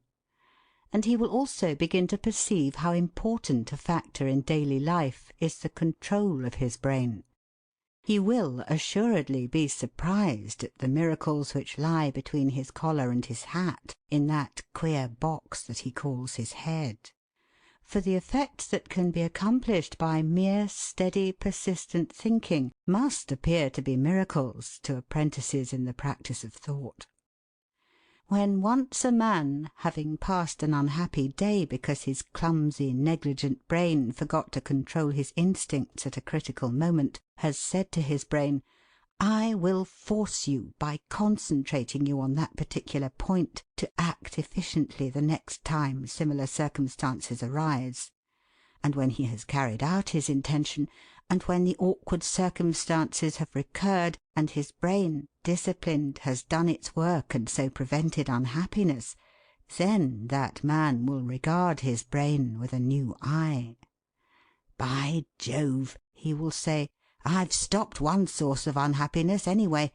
There was a time when I should have made a fool of myself in a little domestic crisis such as to-day's. But I have gone safely through it. I am all right. She is all right. The atmosphere is not dangerous with undischarged electricity, and all because my brain, being in proper condition, watched firmly over my instincts. I must keep this up." He will peer into that brain more and more. He will see more and more of its possibilities. He will have a new and a supreme interest in life. A garden is a fairly interesting thing, but the cultivation of a garden is as dull as cold mutton compared to the cultivation of a brain, and wet weather won't interfere with digging, planting, and pruning in the box. In due season, the man whose hobby is his brain will gradually settle down into a daily routine, with which routine he will start to-day. The idea at the back of the mind of the ordinary man — by the ordinary man I mean the man whose brain is not his hobby — is almost always this: "There are several things at present hanging over me, worries, unfulfilled ambitions, unrealized desires. As soon as these things are definitely settled, then I shall begin to live and enjoy myself." That is the ordinary man's usual idea. He has it from his youth to his old age. He is invariably waiting for something to happen before he really begins to live. I am sure that if you are an ordinary man — of course you aren't, I know — you will admit that this is true of you. You exist in the hope that one day things will be sufficiently smoothed out for you to begin to live. That is just where you differ from the man whose brain is his hobby. His daily routine consists in a meditation in the following vein: "This day is before me. The circumstances of this day are my environment. They are the material out of which, by means of my brain, I have to live and be happy, and to refrain from causing unhappiness in other people. It is the business of my brain to make use of this material. My brain is in its box for that sole purpose. Not to-morrow, not next year, not when I have made my fortune, not when my sick child is out of danger, not when my wife has returned to her senses, not when my salary is raised, not when I have passed that examination, not when my indigestion is better, but now, to-day, exactly as to-day is. The facts of to-day, which in my unregeneracy I regarded primarily as anxieties, nuisances, impediments, I now regard as so much raw material from which my brain has to weave a tissue of life that is comely. And then he foresees the day as well as he can. His experiences teach him where he will have difficulty, and he administers to his brain the lessons of which it will have most need. He carefully looks the machine over, and arranges it specially for the sort of road which he knows that it will have to traverse. And especially he readjusts his point of view, for his point of view is continually getting wrong. He is continually seeing worries where he ought to see material. He may notice, for instance, a patch on the back of his head, and he wonders whether it is the result of age or of disease, or whether it has always been there. And his wife tells him he must call at the chemist's and satisfy himself at once. Frightful nuisance, age! The endless trouble of a capillary complaint. Calling at the chemist's will make him late at the office, etc., etc. But then his skilled, efficient brain intervenes. What peculiarly interesting material this mean and petty circumstance yields for the practice of philosophy and right living! And again, is this to ruffle you, O my soul? Will it serve any end whatever that I should buzz nervously round this circumstance instead of attending to my usual business? I give this as an example of the necessity of adjusting the point of view, and of the manner in which a brain habituated by suitable concentration to correct thinking will come to the rescue in unexpected contingencies. Naturally it will work with greater certainty in the manipulation of difficulties that are expected, that can be seen coming, and preparation for the expected is, fortunately, preparation for the unexpected. The man who commences his day by a steady contemplation of the dangers which the next 16 hours are likely to furnish, and by arming himself specially against those dangers, has thereby armed himself, though to a less extent, against dangers which he did not dream of. But the routine must be fairly elastic. It may be necessary to commence several days in succession, for a week or for months even, with disciplining the brain in one particular detail to the temporary neglect of other matters. It is astonishing how you can weed every inch of a garden path and keep it in the most meticulous order, and then, one morning, find in the very middle of it a lusty, full-grown plant whose roots are positively mortised in granite. All gardeners are familiar with such discoveries. But a similar discovery, though it entails hard labour on him, will not disgust the man whose hobby is his brain. For the discovery in itself is part of the material out of which he has to live. If a man is to turn everything whatsoever into his own calm, dignity, and happiness, he must make this use even of his own failures. He must look at them as phenomena of the brain in that box, and cheerfully set about taking measures to prevent their repetition. All that happens to him, success or check, will but serve to increase his interest in the contents of that box. I seem to hear you saying, "And a fine egotist he'll be!" Well, he'll be the right sort of egotist. The average man is not half enough of an egotist. If egotism means a terrific interest in one's self, egotism is absolutely essential to efficient living. There is no getting away from that. But if egotism means selfishness, the serious student of the craft of daily living will not be an egotist for more than about a year. In a year he will have proved the ineptitude of egotism. Chapter 13. Success and Failure. I am sadly aware that these brief chapters will be apt to convey, especially to the trustful and enthusiastic reader, a false impression, the impression of simplicity; and that when experience has roughly corrected this impression, the said reader, unless he is most solemnly warned, may abandon the entire enterprise in a fit of disgust, and for ever afterwards maintain a cynical and impolite attitude towards all theories of controlling the human machine. Now, the enterprise is not a simple one. It is based on one simple principle, the conscious discipline of the brain by selected habits of thought, but it is just about as complicated as anything well could be. Advanced golf is child's play compared to it. The man who briefly says to himself, "I will get up at 8, and from 8:30 to 9 I will examine and control my brain, and so my life will at once be instantly improved out of recognition," that man is destined to unpleasant surprises. Progress will be slow. Progress may appear to be quite rapid at first, and then a period of futility may set in, and the would-be vanquisher of his brain may suffer a series of the most deadly defeats. And in his pessimism he may imagine that all his pains have gone for nothing, and that the unserious loungers in exhibition gardens and readers of novels in parlours are in the right of it after all. He may even feel rather ashamed of himself for having been, as he thinks, taken in by specious promises, like the purchaser of a quack medicine. The conviction that great effort has been made and no progress achieved is the chief of the dangers that affront the beginner in machine tending.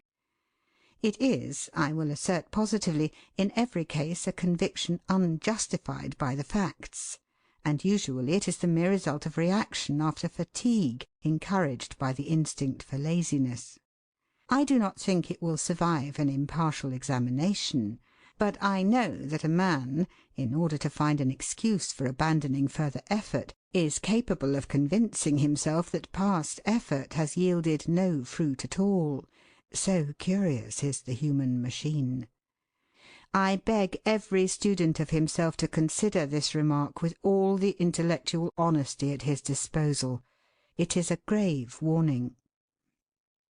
When the machine tender observes that he is frequently changing his point of view, when he notices that what he regarded as the kernel of the difficulty yesterday has sunk to a triviality to-day, being replaced by a fresh phenomenon, when he arises one morning and by means of a new, unexpected glimpse into the recesses of the machine perceives that hitherto he has been quite wrong and must begin again, when he wonders how on earth he could have been so blind and so stupid as not to see what now he sees, when the new vision is veiled by new disappointments and narrowed by continual reservations, when he is overwhelmed by the complexity of his undertaking, then let him enhearten himself, for he is succeeding.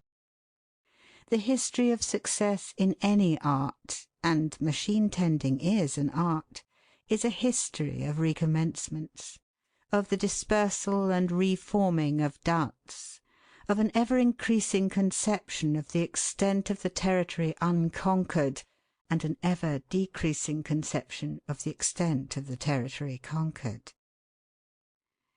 It is remarkable that though no enterprise could possibly present more diverse and changeful excitements than the mastering of the brain, the second great danger which threatens its ultimate success is nothing but a mere drying up of enthusiasm for it. One would have thought that in an affair which concerned him so nearly, in an affair whose results might be in a very strict sense vital to him, in an affair upon which his happiness and misery might certainly turn, a man would not weary from sheer tedium. Nevertheless, it is so. Again and again I have noticed the abandonment, temporary or permanent, of this mighty and thrilling enterprise from simple lack of interest. And I imagine that in practically all cases, save those in which an exceptional original force of will renders the enterprise scarcely necessary, the interest in it will languish unless it is regularly nourished from without. Now, the interest in it cannot be nourished from without by means of conversation with other brain-tamers.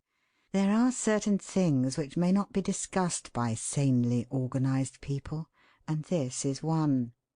The affair is too intimate, and it is also too moral. Even after only a few minutes' vocalisation on this subject, a deadly infection seems to creep into the air, the infection of priggishness. Or am I mistaken, and do I fancy this horror? No, I cannot believe that I am mistaken. Hence the nourishment must be obtained by reading, a little reading every day. I suppose there are some thousands of authors who have written with more or less sincerity on the management of the human machine, but the two which for me stand out easily above all the rest are Marcus Aurelius Antoninus and Epictetus. Not much has been discovered since their time. "The perfecting of life is a power residing in the soul," wrote Marcus Aurelius in the 9th book of To Himself, over 1700 years ago. Marcus Aurelius is assuredly regarded as the greatest of writers in the human machine school, and not to read him daily is considered by many to be a bad habit. As a confession his work stands alone. But as a practical Bradshaw of existence, I would put the discourses of Epictetus before Marcus Aurelius. Epictetus is grosser. He will call you a blockhead as soon as look at you. He is witty, he is even humorous, and he never wanders far away from the incidents of daily life. He is brimming over with actuality for readers of the year 1908. He was a freed slave. Marcus Aurelius was an emperor, and he had the morbidity from which all emperors must suffer. A finer soul than Epictetus, he is not, in my view, so useful a companion. Not all of us can breathe freely in his atmosphere. Nevertheless, he is, of course, to be read, and re-read continually. When you have gone through Epictetus, a single page or paragraph per day, well masticated and digested, suffices. You can go through Marcus Aurelius, and then you can return to Epictetus, and so on, morning by morning or night by night, till your life's end, and they will conserve your interest in yourself. In the matter of concentration, I hesitate to recommend Mrs. Annie Besant's thought power, and yet I should be possibly unjust if I did not recommend it, having regard to its immense influence on myself. It is not one of the best books of this astounding woman. It is addressed to Theosophists, and can only be completely understood in the light of Theosophistic doctrines. To grasp it all, I found myself obliged to study a much larger work dealing with Theosophy as a whole. It contains an appreciable quantity of what strikes me as feeble sentimentalism, and also a lot of sheer dogma, but it is the least unsatisfactory manual of the brain that I have met with, and if the profane reader ignores all that is either Greek or twaddle to him, there will yet remain for his advantage a vast amount of very sound information and advice. All these 3 books are cheap. Chapter 14. A Man and His Environment. I now come to an entirely different aspect of the whole subject. Hitherto I have dealt with the human machine as a contrivance for adapting the man to his environment. My aim has been to show how much depends on the machine and how little depends on the environment, and that the essential business of the machine is to utilize, for making the stuff of life, the particular environment in which it happens to find itself, and no other. All this, however, does not imply that one must accept, fatalistically and permanently and passively, any preposterous environment into which destiny has chanced to throw us. If we carry far enough the discipline of our brains, we can, no doubt, arrive at surprisingly good results in no matter what environment. But it would not be right reason to expend an excessive amount of will-power on brain discipline when a slighter effort in a different direction would produce consequences more felicitous. A man whom fate had pitched into a canal might accomplish miracles in the way of rendering himself amphibian. He might stagger the world by the spectacle of his philosophy under amazing difficulties. People might pay sixpence a head to come and see him, but he would be less of a nincompoop if he climbed out and arranged to live definitely on the bank. The advantage of an adequate study of the control of the machine, such as I have outlined, is that it enables the student to judge with some certainty whether the unsatisfactoriness of his life is caused by a disordered machine or by an environment for which the machine is, in its fundamental construction, unsuitable. It does help him to decide justly whether, in the case of a grave difference between them, he or the rest of the universe is in the wrong. And also, if he decides that he is not in the wrong, it helps him to choose a new environment, or to modify the old, upon some scientific principle. The vast majority of people never know, with any precision, why they are dissatisfied with their sojourn on this planet. They make long and fatiguing excursions in search of precious materials which all the while are concealed in their own breasts. They don't know what they want. They only know that they want something. Or, if they contrive to settle in their own minds what they do want, 100 to 1, the obtaining of it will leave them just as far off contentment as they were at the beginning. This is a matter of daily observation, that people are frantically engaged in attempting to get hold of things which, by universal experience, are hideously disappointing to those who have obtained possession of them. And still the struggle goes on, and probably will go on. All because brains are lying idle. It is no trifle that is at stake, said Epictetus as to the question of control of instinct by reason. It means, are you in your senses, or are you not? In this significance, indubitably, the vast majority of people are not in their senses. Otherwise they would not behave as they do, so vaguely, so happy-go-luckily, so blindly. But the man whose brain is in working order emphatically is in his senses. And when a man, by means of the efficiency of his brain, has put his reason in definite command over his instincts, he at once sees things in a truer perspective than was before possible, and therefore he is able to set a just value upon the various parts which go to make up his environment. If, for instance, he lives in London and is aware of constant friction, he will be led to examine the claims of London as a Mecca for intelligent persons. He may say to himself, there is something wrong, and the seat of trouble is not in the machine. London compels me to tolerate dirt, darkness, ugliness, strain, tedious daily journeyings, and general expensiveness. What does London give me in exchange? And he may decide that as London offers him nothing special in exchange, except the glamour of London and an occasional seat at a good concert or a bad play, he may get a better return for his expenditure of brains, nerves, and money in the provinces. He may perceive, with a certain French novelist, that most people of truly distinguished mind prefer the provinces.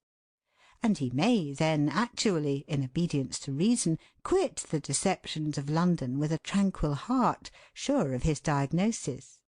Whereas a man who had not devoted much time to the care of his mental machinery could not screw himself up to the step, partly from lack of resolution, and partly because he had never examined the sources of his unhappiness.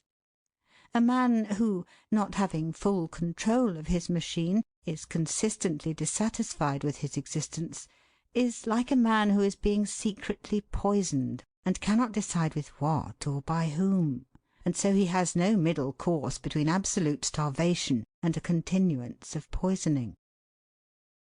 As with the environment of place, so with the environment of individuals.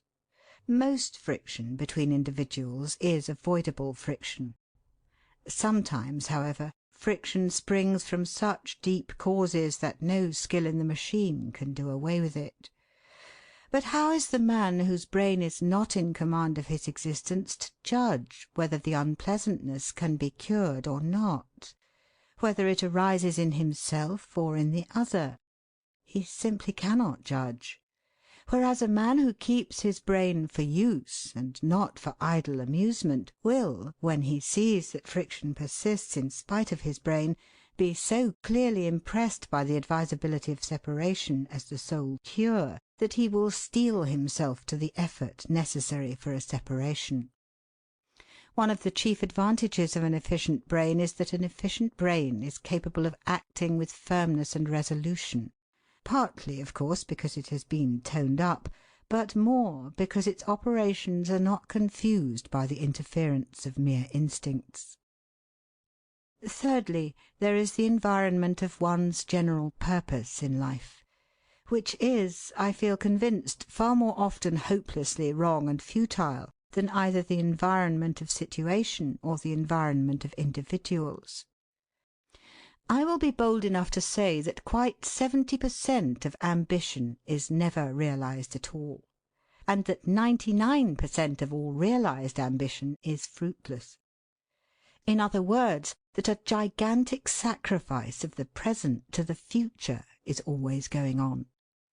And here again the utility of brain discipline is most strikingly shown.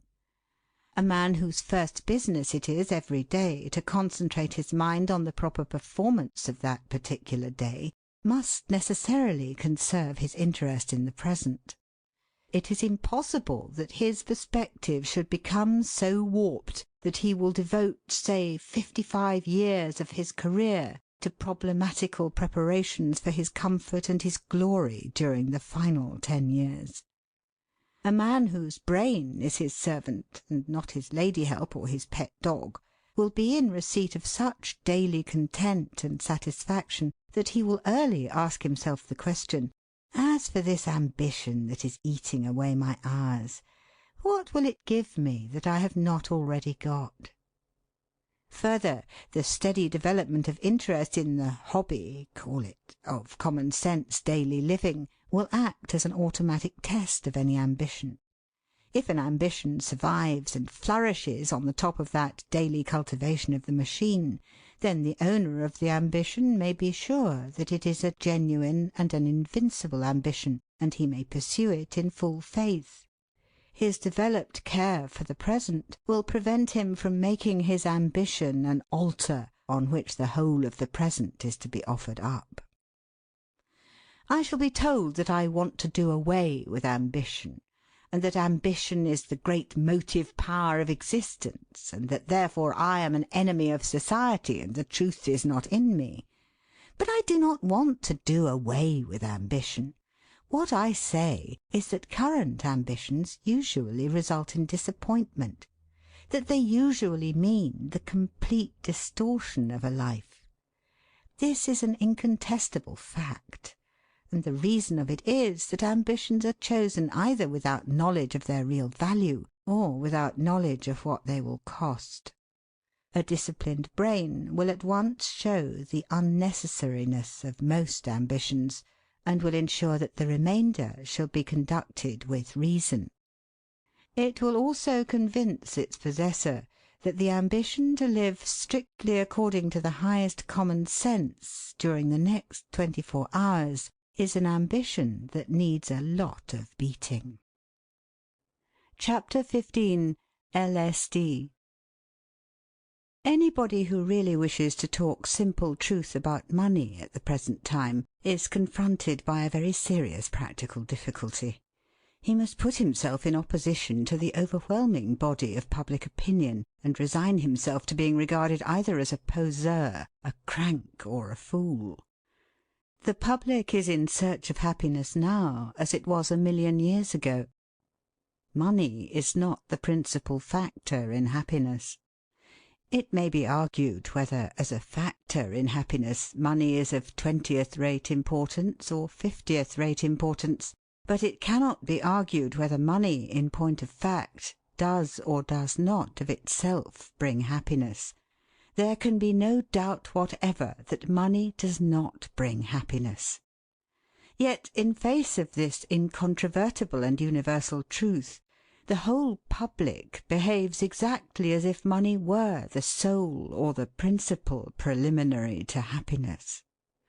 The public does not reason, and it will not listen to reason.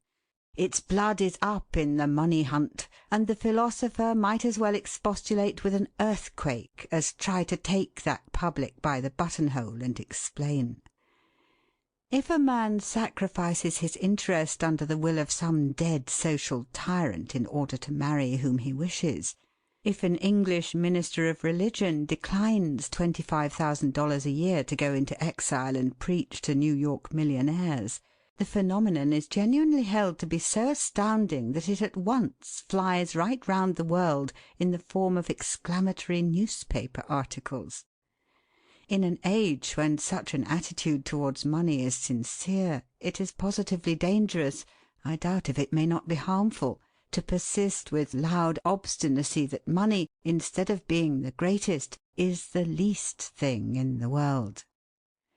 In times of high military excitement, a man may be ostracised, if not lynched, for uttering opinions which everybody will accept as truisms a couple of years later. And thus the wise philosopher holds his tongue, lest it should be cut out. So, at the zenith of a period when the possession of money in absurd masses is an infallible means to the general respect, I have no intention either of preaching or of practising quite all that I privately believe in the matter of riches. It was not always thus. Though there have been previous ages as lustful for wealth and ostentation as our own, there have also been ages when money-getting and millionaire envying were not the sole preoccupations of the average man. And such an age will undoubtedly succeed to ours.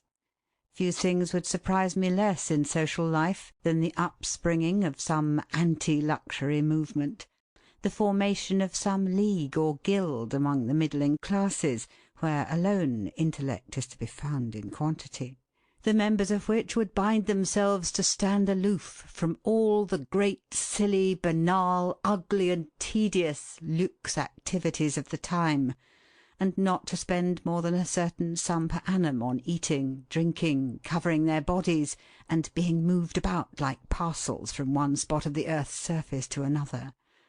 Such a movement would, and will, help towards the formation of an opinion which would condemn lavish expenditure on personal satisfactions as bad form. However, the shareholders of grand hotels, restaurants, and racecourses of all sorts, together with popular singers and barristers, etc., need feel no immediate alarm. The movement is not yet.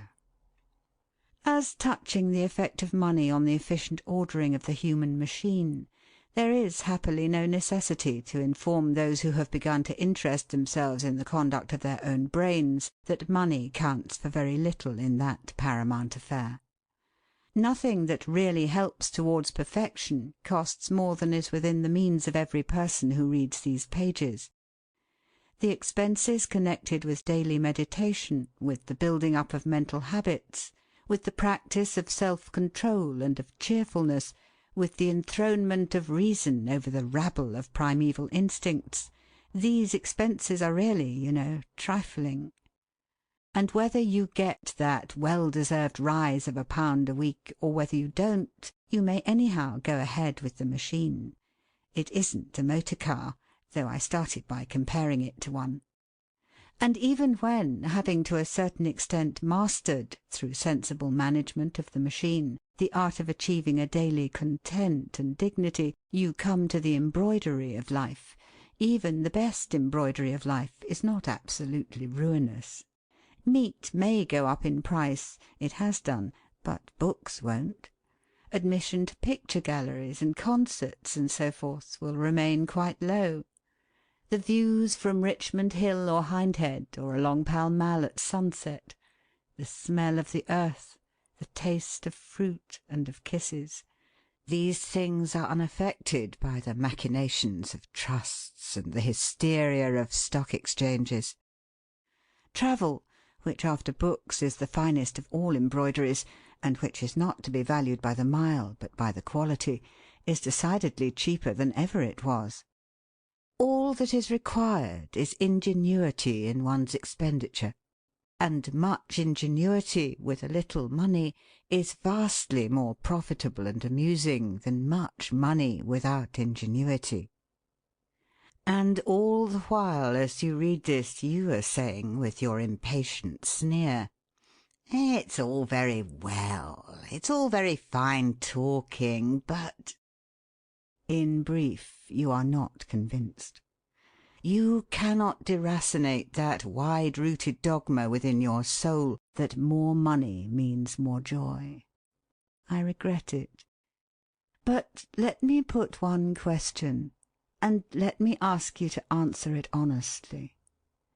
Your financial means are greater now than they used to be. Are you happier or less discontented than you used to be? Taking your existence day by day, hour by hour, judging it by the mysterious feel in the chest of responsibilities, worries, positive joys and satisfactions, are you genuinely happier than you used to be? I do not wish to be misunderstood. The financial question cannot be ignored. If it is true that money does not bring happiness, it is no less true that the lack of money induces a state of affairs in which efficient living becomes doubly difficult. These two propositions, superficially perhaps self-contradictory, are not really so.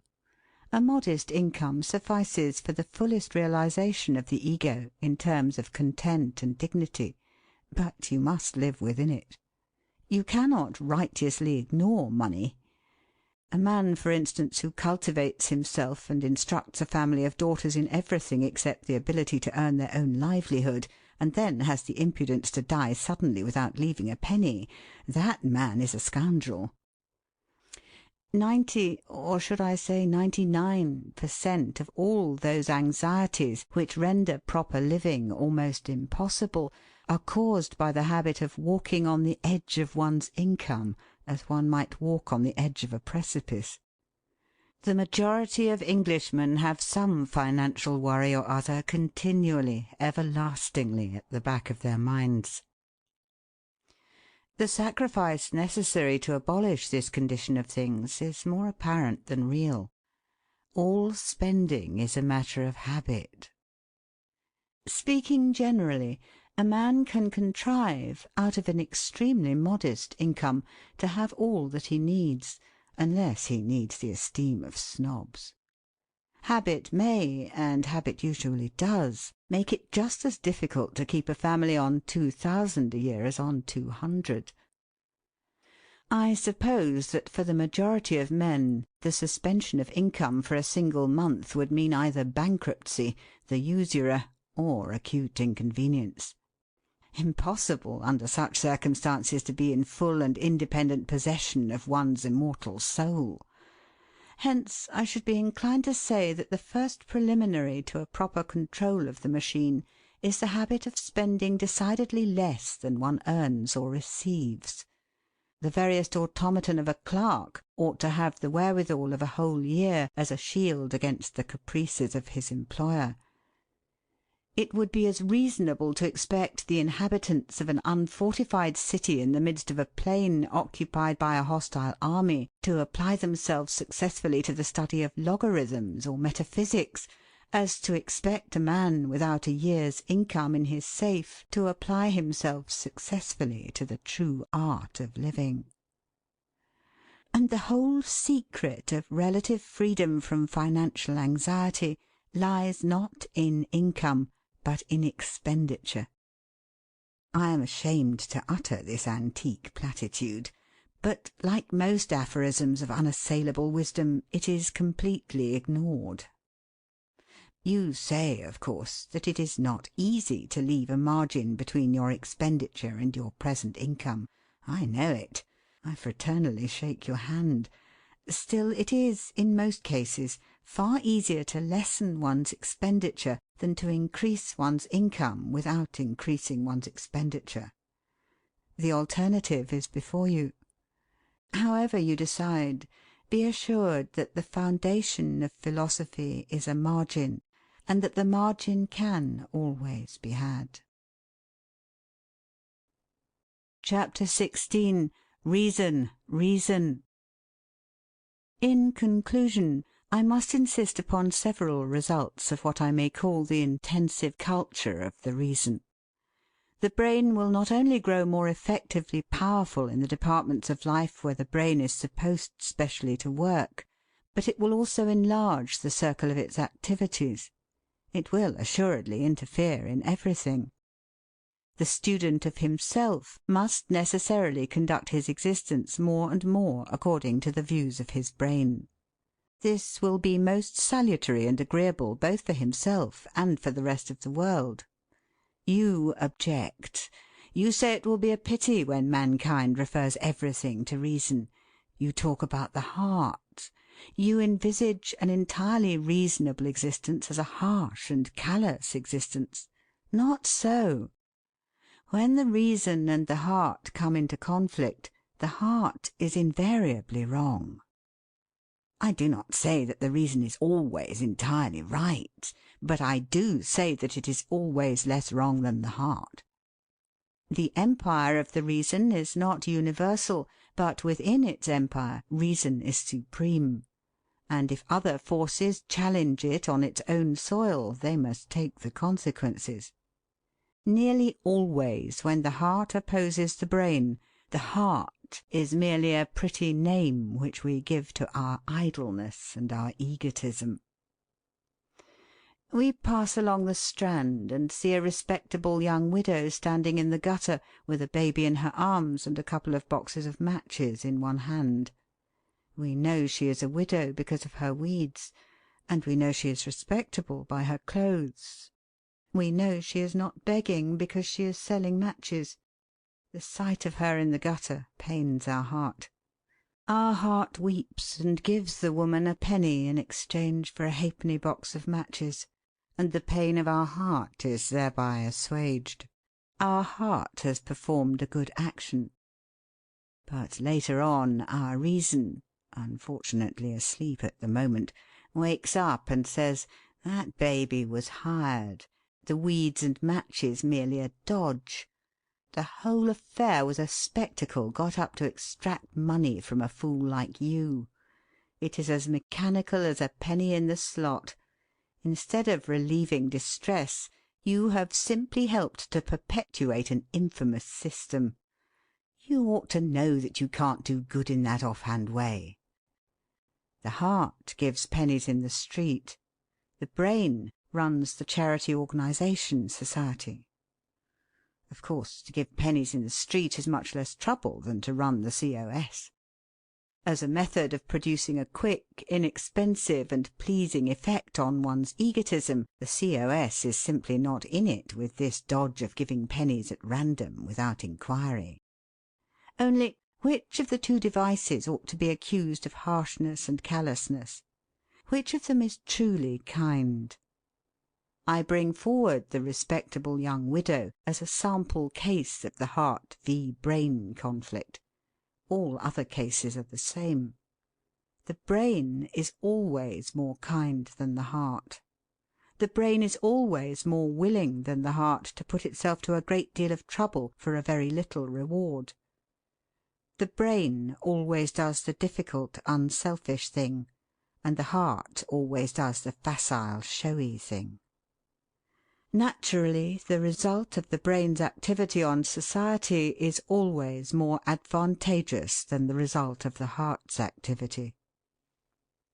Another point. I have tried to show that if the reason is put in command of the feelings, it is impossible to assume an attitude of blame towards any person whatsoever for any act whatsoever. The habit of blaming must depart absolutely. It is no argument against this statement that it involves anarchy and the demolition of society. even if it did, which emphatically it does not, that would not affect its truth. All great truths have been assailed on the ground that to accept them meant the end of everything. As if that mattered. As I make no claim to be the discoverer of this truth, I have no hesitation in announcing it to be one of the most important truths that the world has yet to learn. However, the real reason why many people object to this truth is not because they think it involves the utter demolition of society. Fear of the utter demolition of society never stopped anyone from doing or believing anything, and never will. But because they say to themselves that if they can't blame, they can't praise, and they do so like praising. If they are so desperately fond of praising, it is a pity that they don't praise a little more. There can be no doubt that the average man blames much more than he praises. His instinct is to blame. If he is satisfied, he says nothing. If he is not, he most illogically kicks up a row. So that even if the suppression of blame involved the suppression of praise, the change would certainly be a change for the better. But I can perceive no reason why the suppression of blame should involve the suppression of praise. On the contrary, I think that the habit of praising should be fostered. I do not suggest the occasional use of trowels, but the regular use of salt spoons. Anyhow, the triumph of the brain over the natural instincts — in an ideally organised man the brain and the natural instincts will never have even a tiff — always means the ultimate triumph of kindness. And further, the culture of the brain, the constant disciplinary exercise of the reasoning faculty, means the diminution of misdeeds. Do not imagine I am hinting that you are on the verge of murdering your wife or breaking into your neighbour's house. Although you personally are guiltless, there is a good deal of sin still committed in your immediate vicinity. Said Balzac in La Cousine Bette, "A crime is in the first instance a defect of reasoning powers." In the appreciation of this truth, Marcus Aurelius was, as usual, a bit beforehand with Balzac. Marcus Aurelius said, "No soul wilfully misses truth." And Epictetus had come to the same conclusion before Marcus Aurelius, and Plato before Epictetus. All wrong-doing is done in the sincere belief that it is the best thing to do. Whatever sin a man does, he does either for his own benefit or for the benefit of society. At the moment of doing it, he is convinced that it is the only thing to do. He is mistaken, and he is mistaken because his brain has been unequal to the task of reasoning the matter out. Passion, the heart, is responsible for all crimes. Indeed, crime is simply a convenient monosyllable which we apply to what happens when the brain and the heart come into conflict and the brain is defeated. That transaction of the matches was a crime, you know. Lastly, the culture of the brain must result in the habit of originally examining all the phenomena of life and conduct to see what they really are and to what they lead. The heart hates progress, because the dear old thing always wants to do as has always been done. The heart is convinced that custom is a virtue. The heart of the dirty working man rebels when the state insists that he shall be clean, for no other reason than that it is his custom to be dirty. Useless to tell his heart that clean he will live longer. He has been dirty, and he will be.